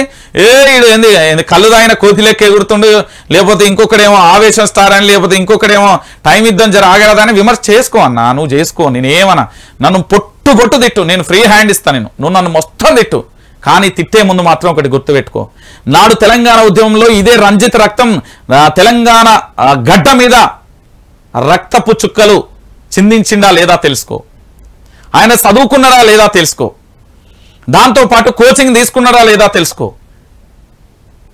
అన్ని చరిత్ర తెలుసుకొని మాట్లాడు. అందరిలా బూతులు మాట్లాడి చెడు మాట్లాడిన అవసరం నాకు లేదు. బ్యాగులకైతే అసలే లేదు నాకు పైసలకి, నేను మంచి వెల్ సెటిల్ ఫైనాన్షియల్గా, నాకేం అవసరం. సంస్థ కోసం అప్పు చేసినాం, దాని గురించి సహకారం అడుగుతున్నా. ఎవరైనా చేస్తే చేయండి అని ప్రతిరోజు చెప్తున్నా. 9908572666 ఉంది, నెంబర్ చేయండి. మనకు ఎక్విప్మెంట్ అవసరం ఉంది అని గతంలో లైవ్లో ఇదే కాంగ్రెస్ ప్రభుత్వాన్ని సపోర్ట్ చేసినప్పుడు ఒక 20 లక్షలు అవసరం ఉంది అని చెప్పినా ఈ రోజు చెప్తున్నా. వాడెవడో చెప్తాడు రేషన్ కార్డు లింకులు ఏందో ఏం కథనో, ఏడ చదివిండో, వాళ్ళకి ఎవరు పాఠాలు చెప్తాడో ఏం కథనో. కానీ దయచేసి తెలంగాణ ప్రజలారా నేను వందన ఇట్లా చెప్తున్నా చేతులు మొక్కి, మీరు వాస్తవాలను గ్రహించండి. సన్నాసుల మాటలను నమ్మి మోసపోకండి. మోసపోయింది సాలిగా. 6 గ్యారంటీలు అంటకెక్కాలి, తెలంగాణ చీకటి కావాలి, నీళ్లు రాక ఇబ్బంది పడాలి, ఇప్పటికీ ఏంది ఇంకో పంటకు నీళ్ళు ఏర్పడి ఇప్పటికే రైతు బంధు రాని పరిస్థితి, పింఛన్లు రాని పరిస్థితి. ఏంది ఇది తెలంగాణ? గత ప్రభుత్వం అట్లనే చేసిందా? కేసీఆర్ మేనిఫెస్టో లేని అంశాలను కూడా తెర మీద తెచ్చిండు తెలుసా ఇది? ఎస్, నేను విమర్శ చేసిన, నేను లైవ్ లో సాక్ష్యంగా క్షమించమని అడిగిన, మోహన్ లెక్క అడిగినా, నేను హారాన్ లెక్క పోలే. ఇంటికి పోయో బాంచనో దండం పెట్టలా, నేను డైరెక్ట్ చెప్పిన ఎస్ మార్పు కోరుకుంటున్నాం మేము మళ్ళీ అని. తప్పే ఉంది అందులో? ముచ్చట్లాట చెప్తారు వీళ్ళు. అభివృద్ధి కొన్ని రోజులు టైం ఎట్లా ఇస్తావు? వాళ్ళు ఏమన్నా వాళ్ళ సొంత వెహికల్ వాళ్ళ సొంత పైసలతో తిరుగుతున్నారా? లేదు అన్న టైం ఏంటి ఇస్తా. ఒక్క పోలీస్ సెక్యూరిటీ లేకుండా గతంలో ఎట్లా తిరిగిండో ఇప్పుడు అట్లనే తిరగమనండి. వాళ్ళ ఇంట్లో ఎట్లున్నాడో ఇప్పుడు అట్లెట్లయితుంది అన్న, మరి ఇది ఎట్లయితుంది అన్న? ముఖ్యమంత్రి గారిని పాపం ఎవరు కేసీఆర్ గారిని ఏం పాపం చేసిండు ఆయన? సరే ఓడిపోయిండు, ఓడిపోయినాక కూడా తిడతారా? ఇంకా కొంచెం ఏమైనా సిగ్గులు చరాలు ఉండద్దా? ఏది judicial enquiry, CBI enquiry, ED enquiry. మీ దాంట్లోనే కాంగ్రెస్ పార్టీలో బక్క జడ్సన్ అనే ఒక హీరో ఉంటాడు. 70 కేసులేమో అయినాయి పాపం ఆయన మీద. అనేక సంస్థలలో పూర్తి స్థాయిలో ఆయన కంప్లైంట్ చేసుకుంటూ వచ్చిండు. వాటన్నిటి మీద ఎంక్వైరీ చేయరు సాక్ష్యాధారాలతో సహా. ఆఖరికి మీ దోస్తు ఇప్పుడు వైఎస్ షర్మిల మేడం మీ ఎట్లా కాంగ్రెస్ పార్టీకి వస్తుంది కదా, ఆమె కూడా కాళేశ్వరం ప్రాజెక్టు మీద ఇచ్చింది. మరి చేయర్రి, అడుగుతున్నా చెప్పుర్రి. మీరు చేయదలుచుకుంటే సవాళ్ళకి. కేసీఆర్ అంటే ఆయన తప్పు చేయడు, నాకు తెలుసు కదా. ఆయన ఏం ఆర్థిక నేరగాడు కాదు. ఒక వ్యక్తి మీద విమర్శలు రావడం సర్వసాధారణం, అది గతంలో జరగవచ్చు. కానీ ఒక స్టేజ్కి వచ్చినాక ఎవరైనా మారాల్సిందే. మార్పు ప్రజలతో కాదు, తనంతట తానే మార్చుకోవాల్సి వస్తుంది. నేను చెప్తున్నా కదా, నేను ఒకటే చెప్పిన, కాంగ్రెస్ గతంలో బీఆర్ఎస్ ప్రభుత్వంలే ఆ ప్లేస్లో కాంగ్రెస్ వచ్చింది. వాళ్ళ పని వాళ్ళు చేసుకుంటూ నా పని నేను చేసుకుంటూ, నేను గదే విమర్శలు నాయి ఉంటూనే ఉంటాయి. నేను ఎట్లా అంటే నాది విపక్షం, కమ్యూనిస్ట్ బ్యాక్గ్రౌండ్ కలిగిన ఆలోచనలు ఉన్నాయి. నాది ఎప్పుడు విపక్షమే కోరుకుంటా, నేను స్వపక్షం కోరుకుని సార్ ఈ ఫైల్ ఉన్నది సార్, ఇది ఒక సంతకం పెట్టండి సార్, మా వాళ్ళకు నాకు గిన్నెత్తాయి సార్. ఎందుకు? నాకు ప్రజల రక్తంతో బతకాల్సిన అవసరం లేదు. బతికేది 2 రోజులైనా చాలరా వయసు, ప్రశాంతంగా బతుకుతా. నేను బానిసను కాదు, నేను అమరుణ్ణి. నన్ను ఖననం చేయాలనుకుంటే హైదరాబాద్ నడి ఒడ్డున అదే ప్రగతి భవన్లో చేయరి. దట్స్ ఇట్, సింపుల్, అయిపోయింది. చెప్తున్నా కదా, ఇక చెప్పును మరి. దీనికి రేవంత్ రెడ్డి యూటర్న్, అప్లికేషన్లపై మాట మార్చిన సీఎం. అప్లికేషన్ చేసుకోవాలా వద్దా? పింఛన్లు, రైతు భరోసాపై గందరగోళం. 27న అందరూ అప్లికేషన్ చేసుకోవాల్సిందేనన్న సీఎం. లబ్ధిదారుల అప్లికేషన్ చేసుకోవాల్సిన పని లేదంటూ శనివారం నాటి రివ్యూలో రేవంత్ రెడ్డే మారిపోయింది. ఇప్పుడు మీరు మారితే తప్పేంది? తనే యూటర్న్ తీసుకున్నాడు. కన్ఫ్యూజన్ లో పెన్షన్, రైతు బంధు లబ్ధిదారులు పెన్షన్ కట్ చేస్తారేమోనని వృద్ధులలో ఆందోళన, రైతు భరోసా రాదేమోనని అన్నదాతల రంది. 3 రోజుల దరఖాస్తు కేంద్రాల దగ్గర తిప్పలు, పూటకో మాటతో పరిశాన్ చేస్తున్న సర్కార్. పనులు మానుకొని అప్లికేషన్లో పని జనం అంటూ కూడా చెప్పిన పరిస్థితి. అర్థమైందా? ఇగో మీకు ఇంకో విషయం, ఇవాళ రేపు ప్రజా పాలనకు సంబంధించిన దరఖాస్తులు కూడా బంధు. ఈ విషయాన్ని కూడా మీరు గుర్తుపెట్టుకోరి. ఈ సంవత్సరంలో ఈ రోజు లాస్ట్ రోజు, రేపు కొత్త సంవత్సరం కాబట్టి గుర్తుపెట్టుకోరి. ఇది వైఆర్టీవీ ఎఫెక్టే అంటారు కదా, వైఆర్టీవీ ఎఫెక్ట్ అది. ఏది? రేవంత్ రెడ్డి మాట ప్రజలలో ఏం జరుగుతుందో నేను చెప్పినా కాబట్టి వాళ్ళ అనుచరులందరూ కనుక్కున్నారు కాబట్టి వాళ్ళు చెప్పిళ్ళు రేవంత్ రెడ్డికి. ఇట్లా పోతే ప్రజలలో భారీ వ్యతిరేకత సార్, వాళ్ళని ఉండని ఇద్దాం, ఎవరైతే అప్లికేషన్ చేసుకోలేదో వాళ్ళని చేసుకోండి అంటే ప్రభుత్వానికి సంబంధించిన అడ్మినిస్ట్రేషన్ మీద ఇంకా గ్రిప్ రాలేదనేది అర్థమైందా ఇప్పటికైనా మీకు? ఇది గుర్తుపెట్టుకోరు తెలంగాణ ప్రజలారా. ఇంత అన్యాయమా? నేను మాట్లాడితేనేమో తప్పు, వాళ్ళు చెప్తేనేమో నిజాలు. వాడు ఏమైనా వేరే గ్రహాల్లో మీకు దిగచ్చిల్లా లేకపోతే ఎక్కడ నుండి వచ్చిరండి? అరే ఒక జర్నలిస్ట్గా నా పాత్ర నేను వహిస్తూనే ఉంటా. అమ్ముడు పోయినో ఏందన్నా నేనేమన్నా ఎట్లా కనబడుతున్నా? అమ్ముడు పోడన్నా మస్తు బాధ అవుతుంది. నా స్నేహితులు బంధువులు ఇంటికాడ నుండి అందరూ ఫోన్ చేసి అమ్ముడు పోయినా. ఏంది? ఎందుకు అమ్ముడు పోతా? దేనికోసం అమ్ముడు పోతా? నేను మార్కెట్లో ఉన్న వస్తువునా? నాకు ఆత్మగౌరవం లేదా? ఆత్మగౌరవం లేదా అంటున్నా, నిరూపించమంటున్నా. ఎస్ బ్యాంచెత్ వాళ్ళు నాది నిరూపించుర్రి. నిన్ను అమ్ముడు పోలే, నేను నిరూపించనా? ఇతర ఛానల్లో లేదు సాక్ష్యాధారాలు, video footage, CC footage, audio రికార్డులు, వాళ్ళు ఏ బిల్డింగ్ లో ఏ చైర్లో కూర్చొని ఎక్కడెక్కడ నుండి వచ్చింది. ఎగ్జాంపుల్ కేరళ చెక్ పోస్ట్ అని కూడా చెప్తానా, రాసుకోమనిగా. ఏందోనంటే చెప్తా లేదు, నాకేం అవసరం? నా అయ్యవ నన్ను బంగారం లెక్క సాదిల్లు. ఉన్న దాంట్లో పాటు ఉన్న రోజు బిర్యానీ తింటా, లేని రోజు పెరుగన్నం తింటా, ఇంకా లేకపోతే కారపొడి బువ్వ వేసుకొని తింటా, ఇంకా లేకపోతే పచ్చడి వేసుకొని, లేకపోతే ఉత్తన్నంలో నీళ్ళు పోసుకొని ఉప్పు వేసుకొని తింటా. కఠినమైన పేదరికం నుండే వచ్చిన కదా, నాకు తెలియదా బాధ ఏందో. ఈ రోజు తెలంగాణ రాష్ట్ర వ్యాప్తంగా ప్రజలందరూ పనులు మానుకొని పత్తేరుడు కలుపులు ఇతరత్ర అన్ని మానుకొని వాళ్ళ అప్లికేషన్ల కాడ ఉంటే ఎంత రంది కావాలి? కరెంటు ఇవ్వకపోతా అంటివి, రోగి చనిపోయి ఆ కుటుంబం ఎంత పడుతుందో తెలుసా? నా కుటుంబంలో నేను ఒకరిని కోల్పోయిన ఎంత రంది ఉంటుందో తెలుసా? అది బీఆర్ఎస్ ప్రభుత్వం మీద పోరాటం ఎందుకు చేసినో తెలుసా? అసలు మీడియాకి ఎందుకు వచ్చిన? ఒక సామాన్యుడు తలుచుకుంటే సినిమాలలో చూసిన, రియల్ లైఫ్ లో చూపెట్టిన నేను. ఇంకో సినిమా కూడా స్టార్ట్ అయింది, చూపెడతా అది కూడా. అరే సపోర్ట్ చేసే వాళ్ళందరూ చేస్తారన్నా, కానీ కేసీఆర్ తప్పు చేయలే. గుండె మీద చేసుకొని చెప్తున్నా, ఆయన కిందున్న వాళ్ళు చేయొచ్చు, హార్ట్ఫుల్గా చెప్తున్నా. కేటీఆర్, హరీష్ రావు, కవిత వాళ్ళు కిందున్న వాళ్ళు చేసిర్రు, వాళ్ళు చేయలే. నేను చెప్తా సాక్ష్యాధారాలు. అరెస్టు చేయదలుచుకుంటే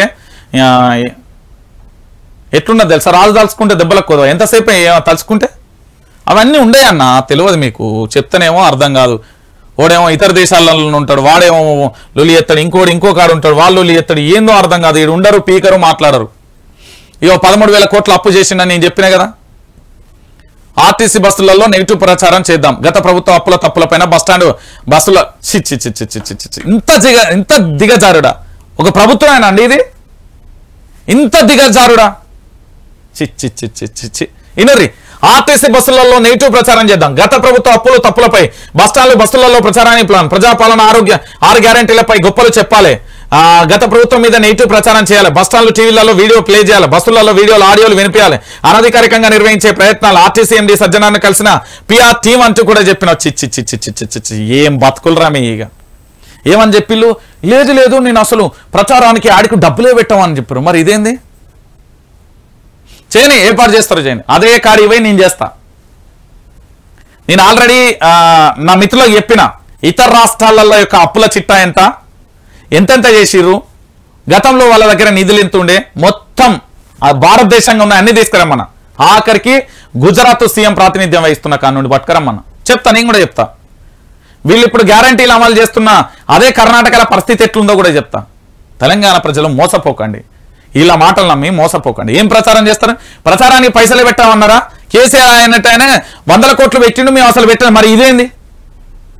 ప్రచారం చేయరి. అబద్ధాలు ఎన్నిసార్లు చెప్పినా అబద్ధమే.